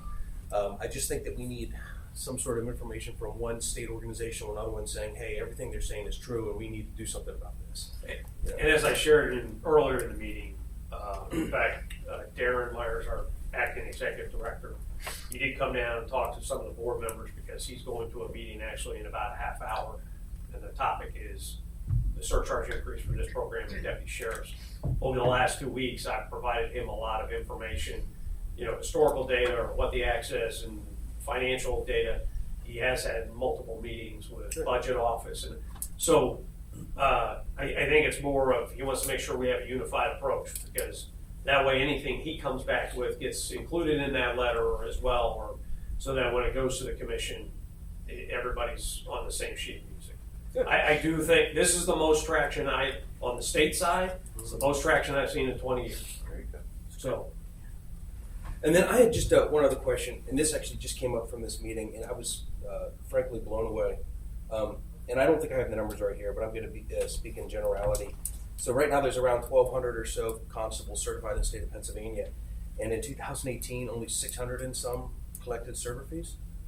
Is that what was brought up? that's That the is data we correct. have right now, and I'm not finished Is crunching there, that, but I know there's a way through AOPC because I actually have had this run on myself through judges' offices, like how many CETA fees I've collected in a year's time frame. Is there any way, without putting you guys too much more work, because I'm sure you guys have been very busy lately with all this, to request some sort of report from AOPC that we can possibly then get the names of the people, the constables who are certified but not doing it, so we can go to them directly well, with an email or something? we have that as part of the data. So, We do have. what I want to do, and like I said, we'll present to the board the next, I do want to give them a genericized report saying, by county, we had 22 guys who were trained and certified and 7, worked for the court. Right. The other issue, and this is why we have to meet with AOPC, is, as we talked, is if you're doing a prisoner transport, because there's no CETA fee, that's not showing up, doesn't mean you're not doing court work. Understand. And so we want to try and see And I what get else that. is out there. I've been doing this long enough to completely understand that. Not to interrupt, I'm sorry, but here's what I'm concerned about. And I believe, my thought is that this number is got to be, if we're talking about 500, no, more than that, right, 450, 550 guys that are collecting CETA fees per year. I guess my personal opinion, again, this would be from the CCA, would be, I really would like to know how many of those guys are, and every constable in this room right now knows this is true if they're willing to admit it themselves. How many constables out there go out, get certified, go through the firearms process to have the badge in the wallet? And that's a problem. I know myself personally, I know quite a few constables that do that just because they want to have that. Or use it for other purposes. Or use it. There's I don't one. mind the guys that don't collect CETA fees that are doing court work, to be honest with you. The guys that are doing some sort of physical peacekeeping duty or something like that. But I kind of would like to know how many guys out there, their response would be, I don't ever plan on doing any court work whatsoever, 0. And this has been a topic in the work group, and it will be again. What are they doing? One county in particular, 2017, 76 trained certified constables, deputies in that county, 14 worked for the courts that year. How many constables can't get MDJs to give them work? I wasn't asking that question. I was asking the guys that got the certification that choose not to work for the courts. That But say, even It's the flip side of that if the amount of work's only supporting 15 guys, Yeah. why are the other 60 some continuing to go to? And I'm talking year after year after year, going to training and certification. 15, 20 years. If the work isn't there to support, if there's 20 guys in the county and there's only work, whether 10 guys are getting it all, then why would the other 10 guys keep coming to training year after year after year, pay $500 for insurance? 2 million unserved warrants and there isn't enough work. Anyway, I don't know if that's even a possibility that we can even do as a board or get some sort of population control or statistics together to try to figure this out. But I mean, that number is astonishing to me. I'm sorry, 600 or so constables that are actually collecting fees for the other 1,200. Your point's well made. We talked about this at the last meeting. I even raised it. We're spending a lot of training dollars for those who aren't committed. Right. I mean, they're committed to something that it's not constable work. Right. They're going into schools and working as security police officers. They're going to malls and working as mall officers, and they're using the certification that we paid for that purpose. That's correct. I think we're getting a handle on it. I totally agree with that, and it's a challenge. That's a discrepancy there and stuff, because if people are working in a security type position, they're not working as a constable. It's the same face, same person, Right. different location. I could name them. I But you're absolutely right. But we have to protect ourselves, Exactly. and that's where it comes down to. And I think that's why we're trying to get more detail on this. One other point, because I think the gentleman here raised it. on that CPI, which obviously I think is absolutely essential, if there was a way, John, that we could wrap in to a CPI, some other periodic adjustment that would be added onto that number based upon escalating costs of doing business, of which is not wrapped into it, you could probably enter that in there and get some other kind of a kick on that CPI. I'm not sure it's every year, but if you could do some sort of a study and generate a standard of expectation financially that we could put in there, pretty hard to dispute that if you were out there. So just an idea, but I like the idea. Sir, behind the wall. Oh, thank you. So good morning. Chris Savage. I'm the Vice President of the Pennsylvania State Constables Association and also the President of Montgomery County. I'd like to introduce to you and through you of the board, Lou Marcosi, who's the President of the Pennsylvania State Constable Association. I spend a moment on this because it's been a number of years that we've enjoyed the same leadership at the Pennsylvania State Constable Association. However, Lou and myself are young guys in town, I guess, to say. So you may see a shift. So just wanted to introduce ourselves to everybody. Wanted to say thank you to the board and everybody, quite frankly, who made it here. I know travel yesterday and today has been challenging with the weather. So I appreciate everybody coming out here for this really important topic. A couple of items. So I want to hit on, if I could, the things that I heard at this meeting, just to reference them, and then maybe some planned comments as well.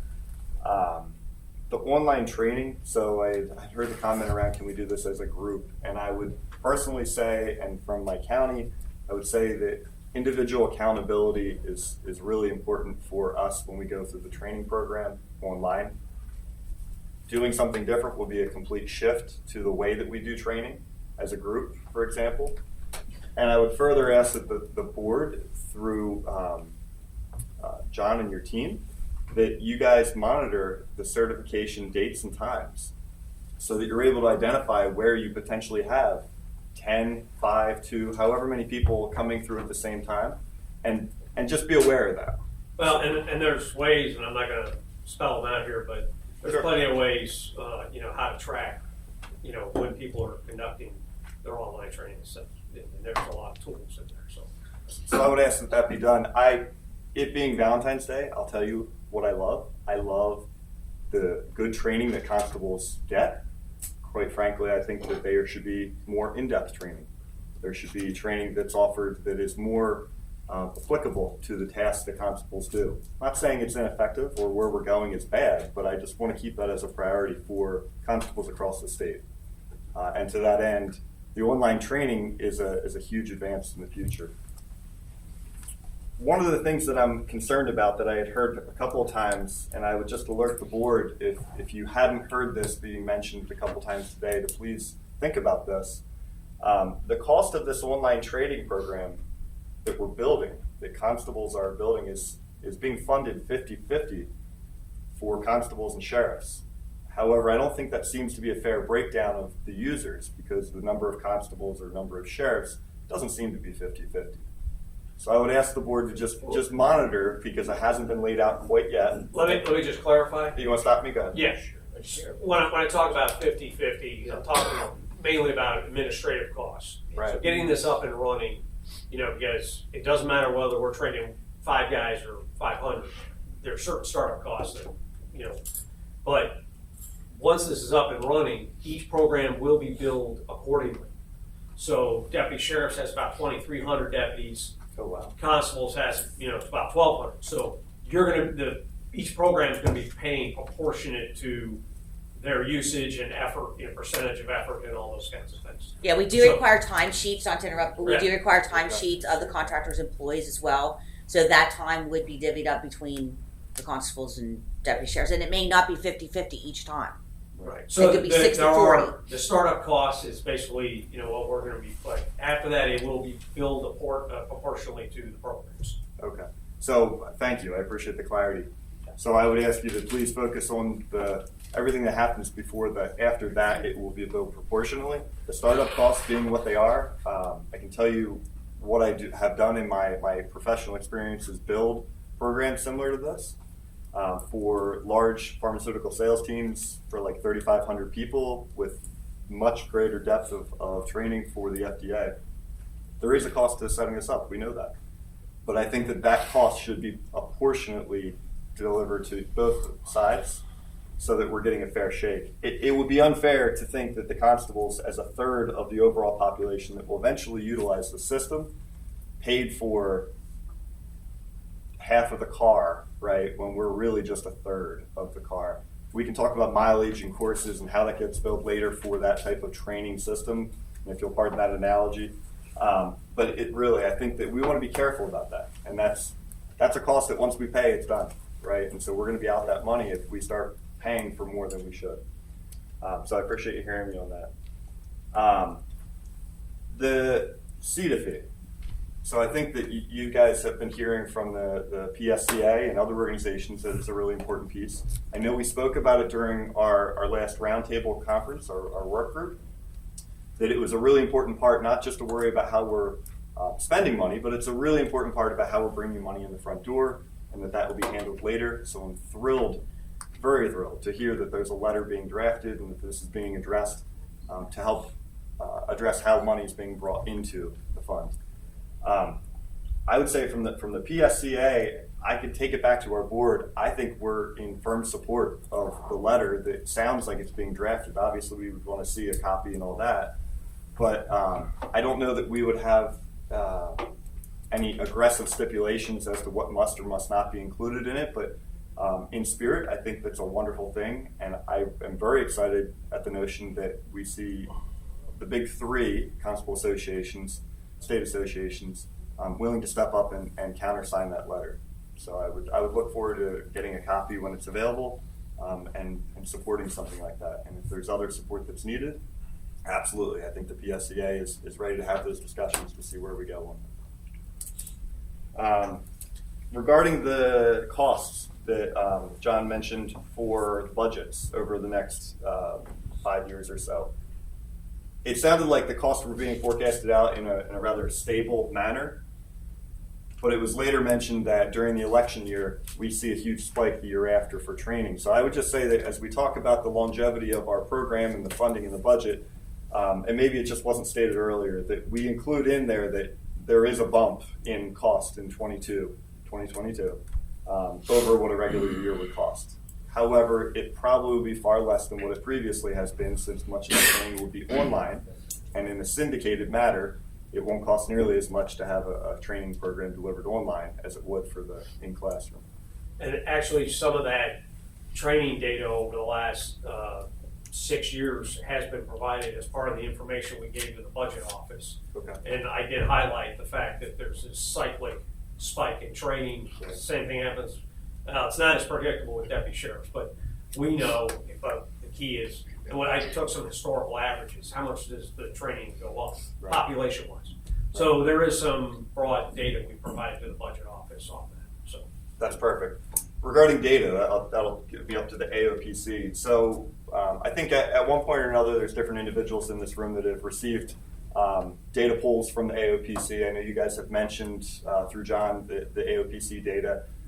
We've seen some discrepancies in the data themselves that are just questionable in terms of data integrity. And I heard some of them today, and I think that they're already being addressed or being looked at. But to suggest that in a 3-year period, there was 1,200 constables delivering work, and then 600, and then back to 1,200, that's a data anomaly. It just seems irrational. it wasn't. It was 800 to 700 to 600. Okay. Maybe It I was, the miswrote that. 1,200 numbers were how many guys were certified. How many did we train and How many certify? did we actually train? Right. Would have been the And 1,200 of numbers. those, I see. it went from 8, Wayne, it was like, what are the numbers, 815 or? In 2016, there were 814 constables that worked for the courts. There was 1,243 active and certified. That we trained. Okay, as a percentage, it's Then like in 2/3. 2017, there was 742 worked for the courts, and there was 1,202 that were actually certified. In Okay. 2018, there was 678 did work for the courts, and there was 1,208 that were actively certified. That's helpful. That provides the clarity I was seeking. So the context of that remark is that a member from our county had requested a list of the number of people from, I think, the 2006 cohort, that there was like 2 constables in that cohort that were working for the courts. And we, amongst that cohort of that, we knew for a fact that was incorrect.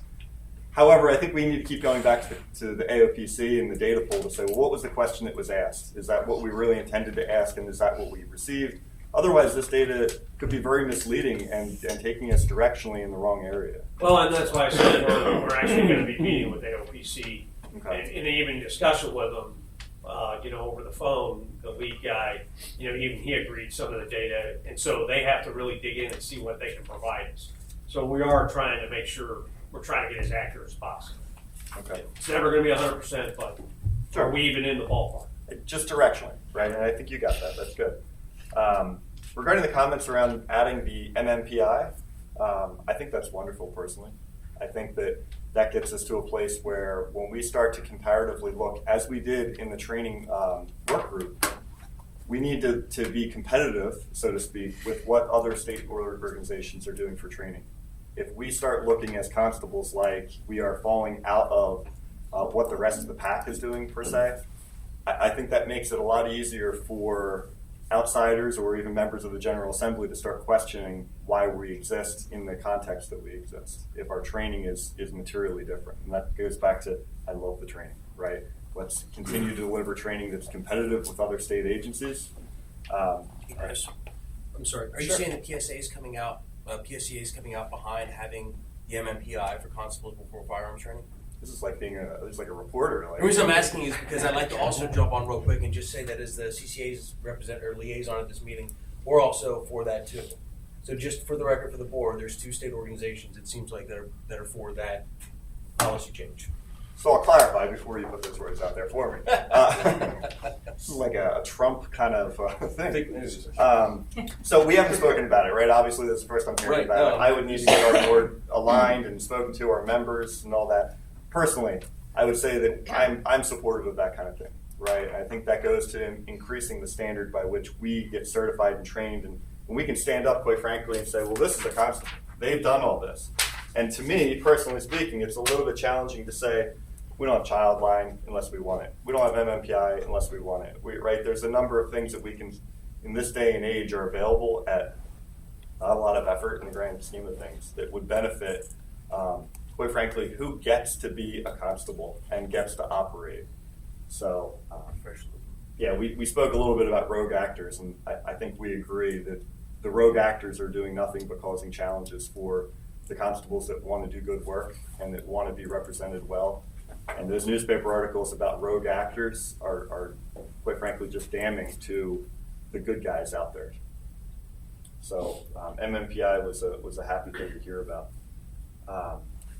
And I guess I'll end my comments on, I always focus on Castile doctrine that I call, this joint governmental report that was done and handed out to counties and was taken up in various ways. Some counties said we can't afford it, they had reasons, others said never seen it, don't want it, etc.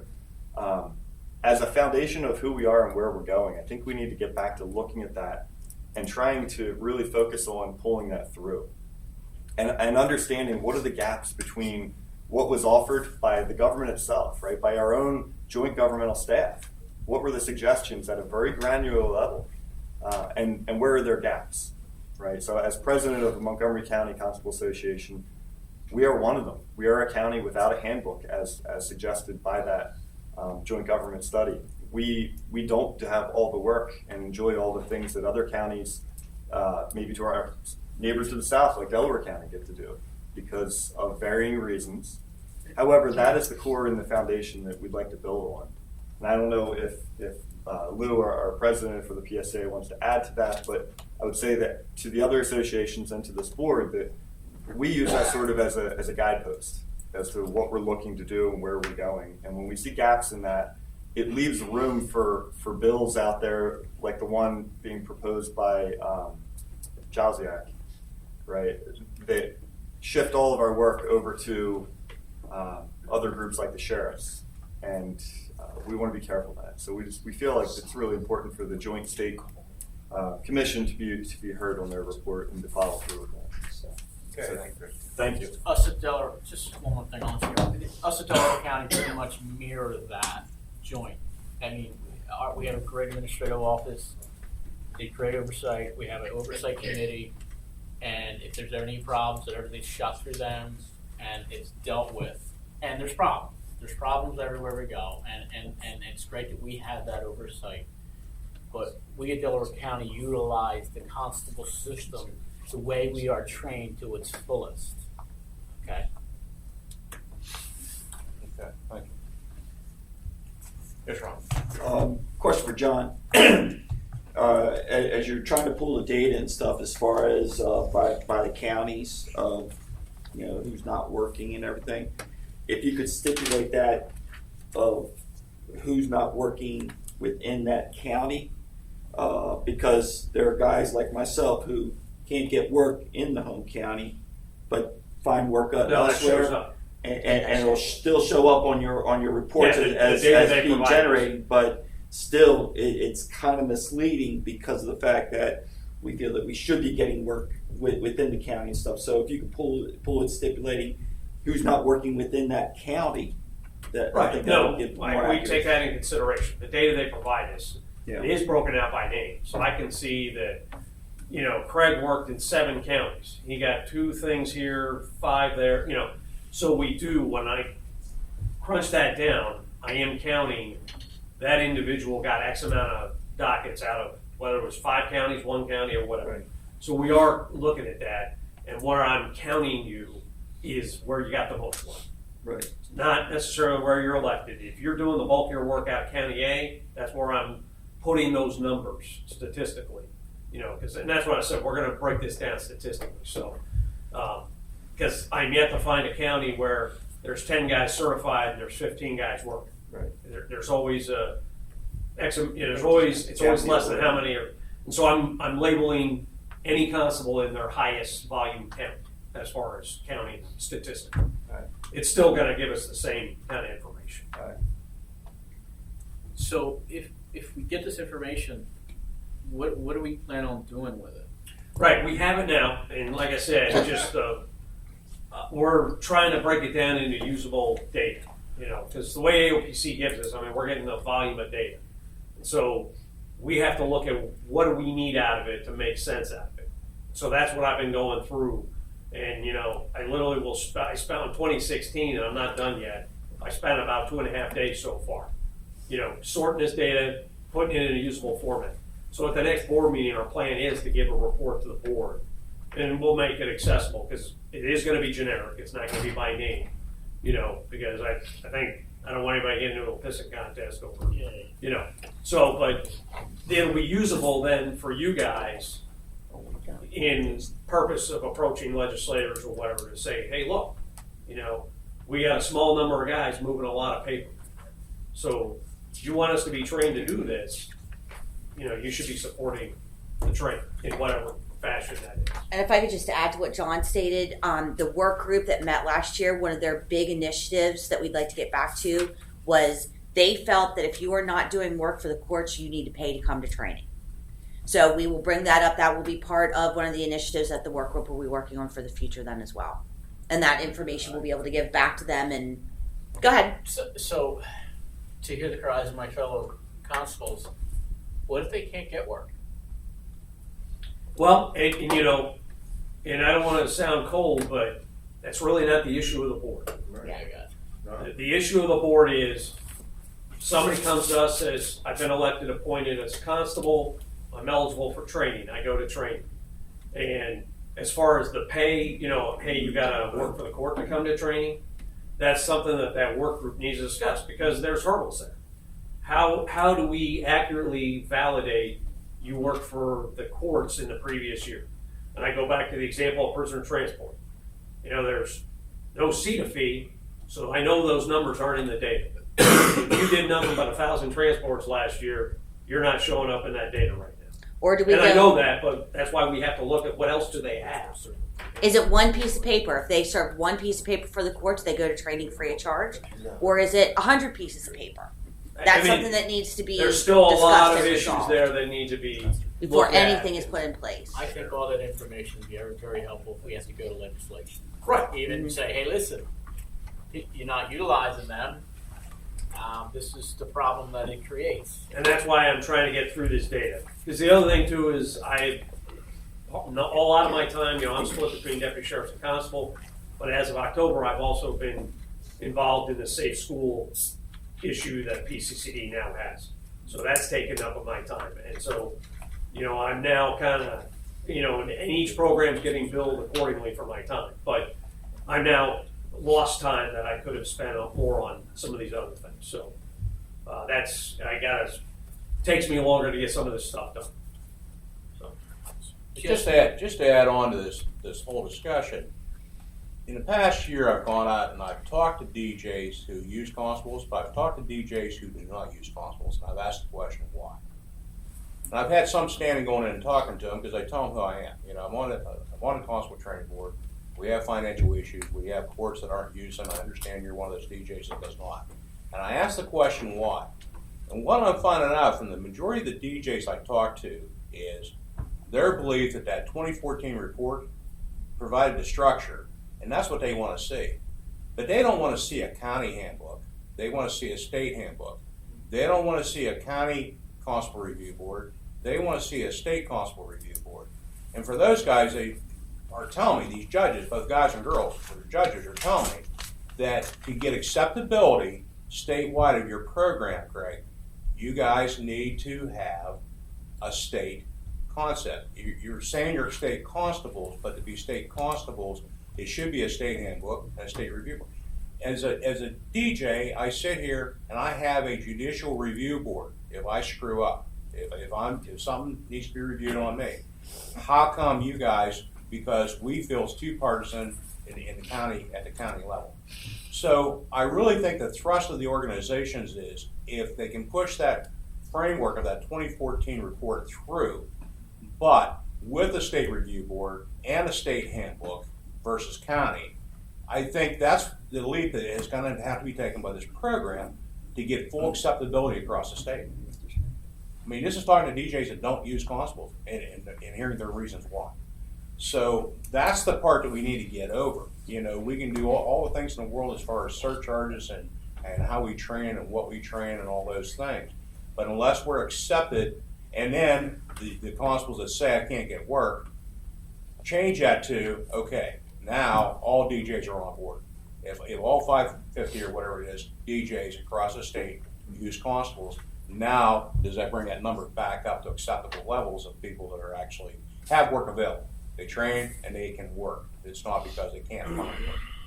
And that's sort of the part that I've been working for the past year to identify what those issues are in order to get this thing moving forward. And that's sort of where we're at. There's still a requirement for an individual magistrate or district judge to use a constable because constables are independent contractors. So there's no requirement there, statutorily or otherwise. Yep. So that's where the acceptability part comes in. Right. You got to make it acceptable. And again, with guys that can't get work, I can't speak for any other county, but I know in Allegheny County, they ship a lot of dockets and warrants out to a gentleman who has his own organization, okay, and they get paid just to make a phone call, and somebody goes in and pays their fine. And this is why you have constables that can't find work. And I'm sure Antoine knows what I'm talking about. Yeah, I don't know what the guy's name is, but His name is Alberts, Harry Alberts. I don't know if it's still in effect, but yeah, It is in effect, I'm told. Like I said, that's where we get back to a statewide basis. If we're state constables, we need to start treating this as a statewide issue, and that's how we fix these local issues that are going on. That's what's going to take. All right. Chris, do you have one more comment? I do. So We're here at the same place. two quick ones. I know everybody's trying to get out of here. It's 11:04 now. I guess the first one is we talk about statewide programs. If we're all putting our cards on the table, I'm curious to hear how everybody is feeling about these discussions that are taking place to give sheriffs the capability to do the same work that constables do in the future. Right? It's no surprise that the Sheriff's Association at the state level is very strong and is actively working, from my understanding, and talking to General Assembly around getting more power to do that kind of work. So I'm curious as to how other people are feeling and how this might play out. I see, John, you look actually interested to answer that. I just want to, I'm not speaking for the Sheriff's Association. Sure. We work closely with them on the deputy sheriff training side. As you know, Representative Joswiak introduced that same memorandum last year. A bill never surfaced. And part of it is there are two key people that have to join him on that. That's the Sheriff's Association and the county commissioners. Because if I want to replace 10, 12 constables working in my county for for 4 DJ offices, I need 10, 12 deputies. I need so many more cars. I need body armor. I need weapons. I need training. And right now, those counties are sending guys to deputy sheriff training and they're not getting the reimbursement that they're owed under that act. So now we're seeing a trend. They're hiring 120 guys because they only have to take the 2-week course that covers all the civil. And so there's a change in their hiring practice. So county commissioners would have to be on board because they control the sheriff's budget. And you know, when the Commonwealth versus Leak decision gave sheriffs back, in a broad sense, police powers, what a sheriff can and can't do is still governed by those county commissioners because they're like, hey, wait a minute, we don't want you out there doing traffic stuff. That's liability for us, and that costs us. So even then, the sheriff is limited by the dollar, by their budget, by what the county commissioners feel is risk or acceptable risk. So, and then just my cursory knowledge of talking with sheriffs, there are a lot of sheriffs, they don't want a landlord tenant. You know, that's a lot of stuff. That's a lot of back and forth. You know, they got a lot on their plate. You know, so I'm not sure, you know, Representative Joswiak, you know, he introduced it last year. And the initial memorandum said he had full support of the County Commissioners Association and the Sheriff's Association. It doesn't say that this time around. That's an observation. So I think, again, in being with this program since '94, a lot of times I've heard eliminate constables, get rid of them. Nobody can propose a viable, economically sane solution. And really, that's what it's going to come down to. So thank you. That's just John Fowle. That's not PCCD. That's just my observations. Sure, but to your point, as we start to develop training programs that are electronic, while we're helping us, we're clearly helping the sheriffs reduce their training costs to become a more viable option. As you talk about cost being a barrier, we're paying 50-50 to build and then a different price later, but to help sheriffs reduce their cost in training as well. So in a sense, we're helping ourselves, but we're also furthering the potential for that to grow legs later on. So I appreciate that. The other thing, I had a question around the change that was made to the code of conduct, and it was around the second change in there, and it really was the last sentence that was added. Constables and deputy constables are required to be on time for all training courses. Sounds great. And to remain until the completion of the training as determined by the instructor.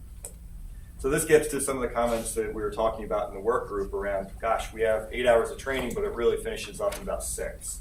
And so are we getting our money's worth during those trainings? And is it even legal and appropriate based on our own guidelines to do that? And it sounds like we're changing our guidelines. So if the instructor says, look, they prescribe 8, I got it to you guys in 6.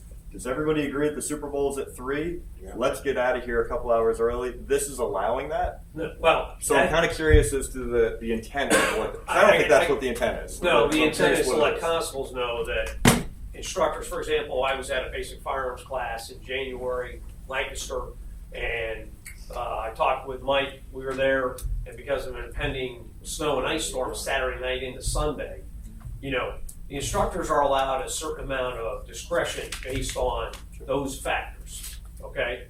But instructors, we've made it very clear that for convenience is not acceptable, you know?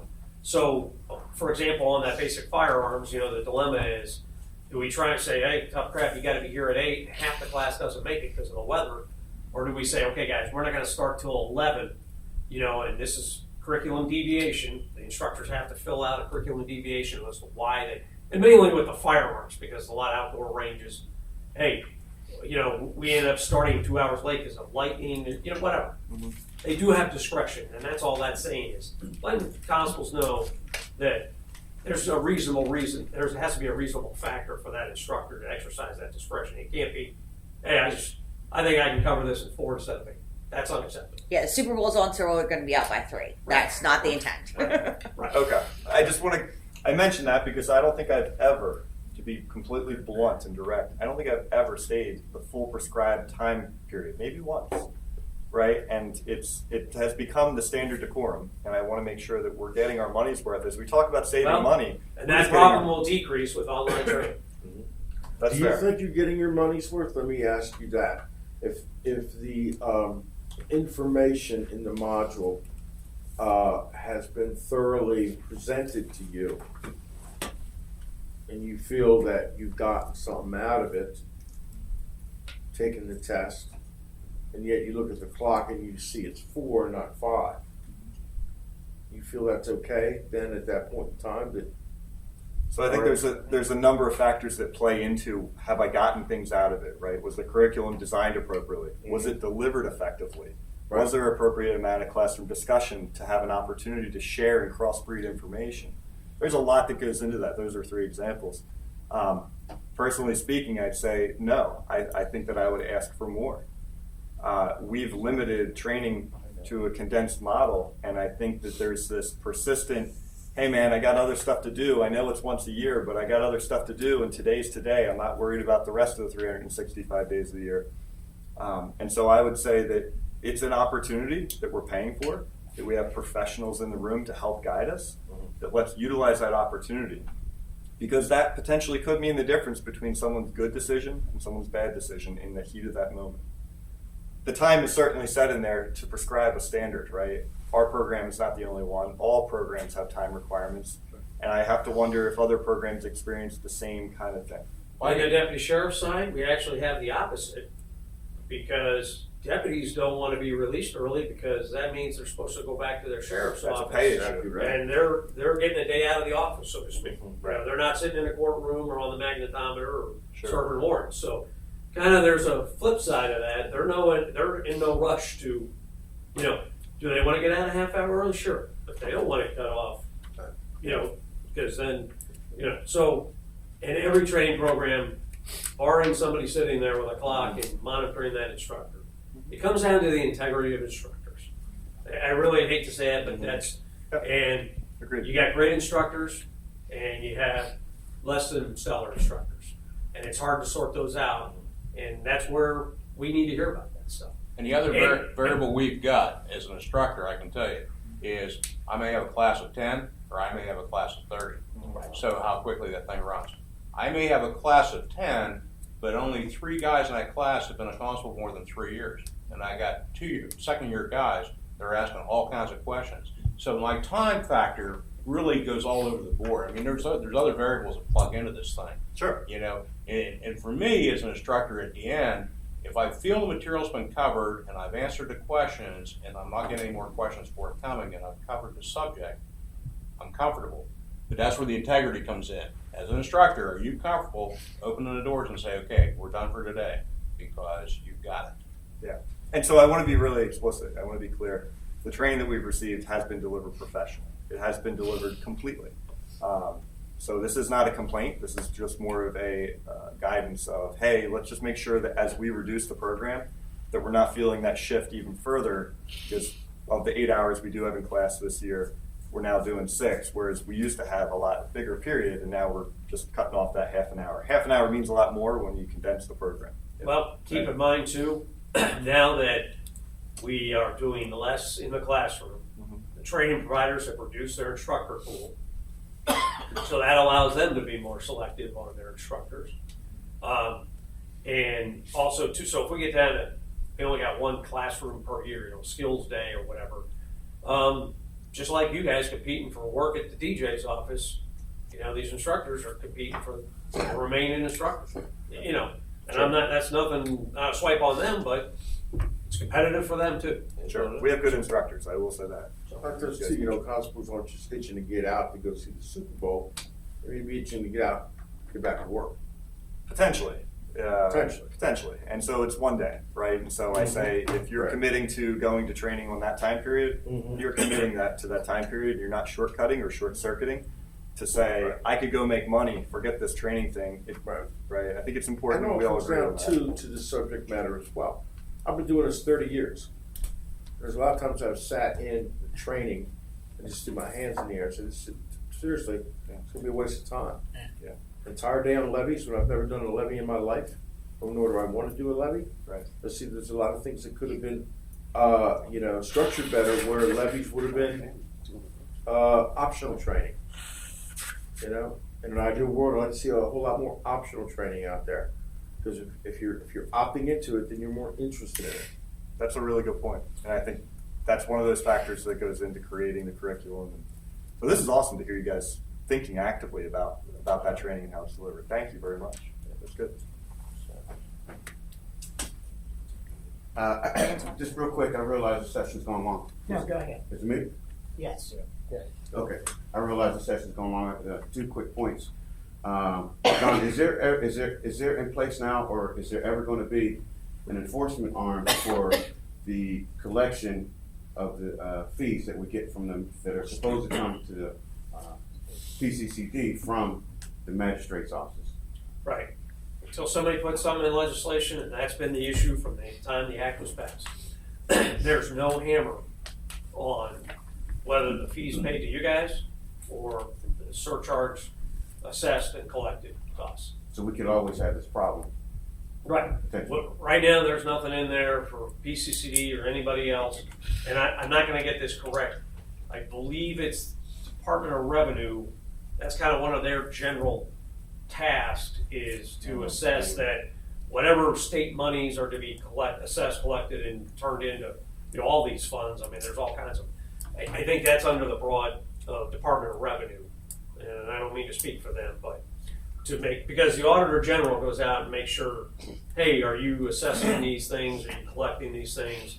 And they just report back. Enforcement arm, and I don't know how much revenue has in that area. I really don't. So, but it's never been, under us or anything. So. Okay. Secondly, my final point is regarding training. I've been in the program for 23 years. If the instructor says we can go 15, 20 minutes, half an hour early, so much of it is repetitive. I'm not going to argue with the guy. I'll bug out, man. That's just me. I feel like the program's beneficial, but a lot of it, from year to year, it doesn't vary a whole lot. And there are some new things that get introduced from time to time. So I don't think you lose anything as far as the integrity of the program by splitting out. So that's just me. Okay, one more guy, and we're going to call this meeting to a halt. You, go ahead. My name is Jack Garner. I'm a former constable from Dauphin County.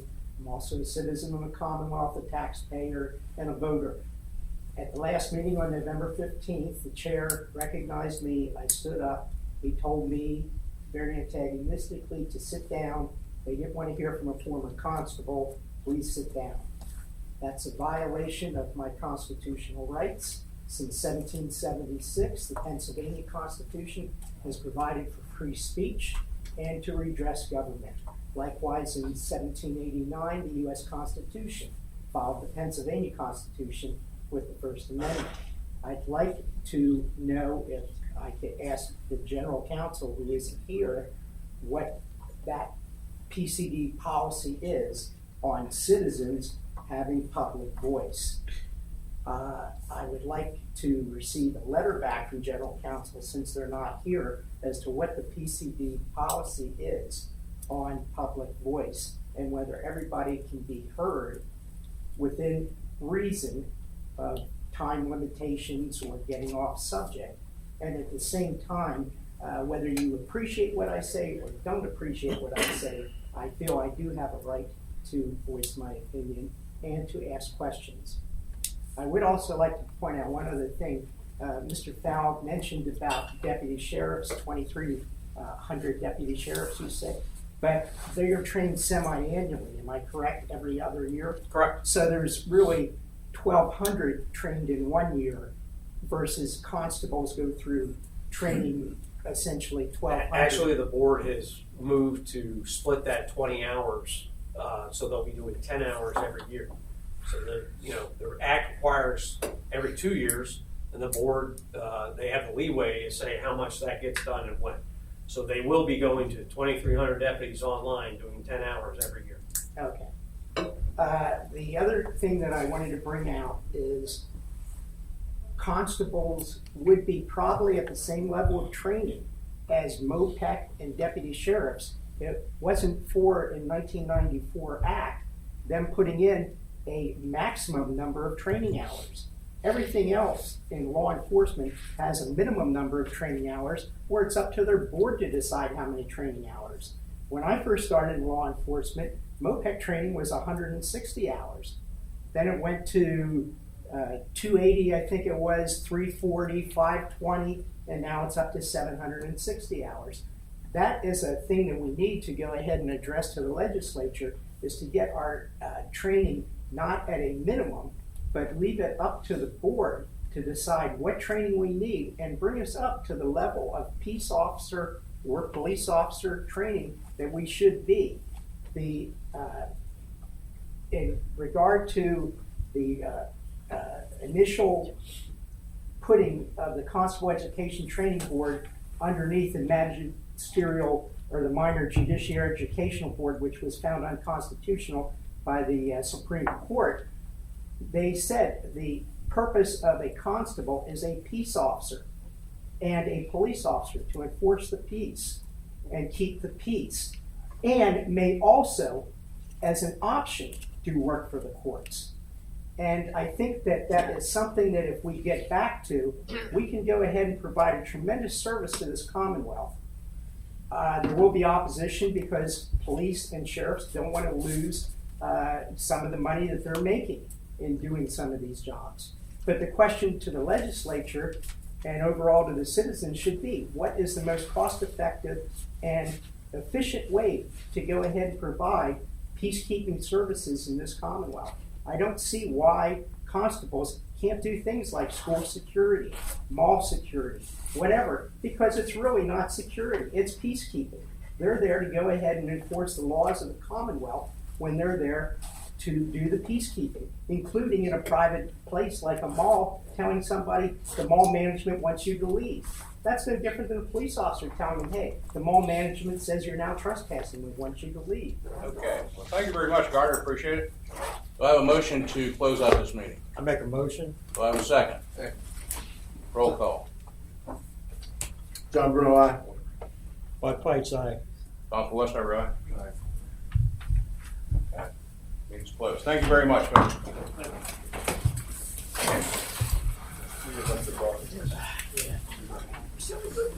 What's that? You said a good thing. I'd like everyone to say that. I'm marking that on the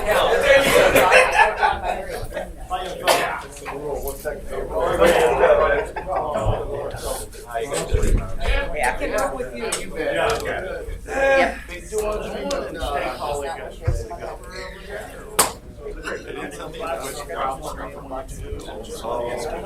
Back up right now.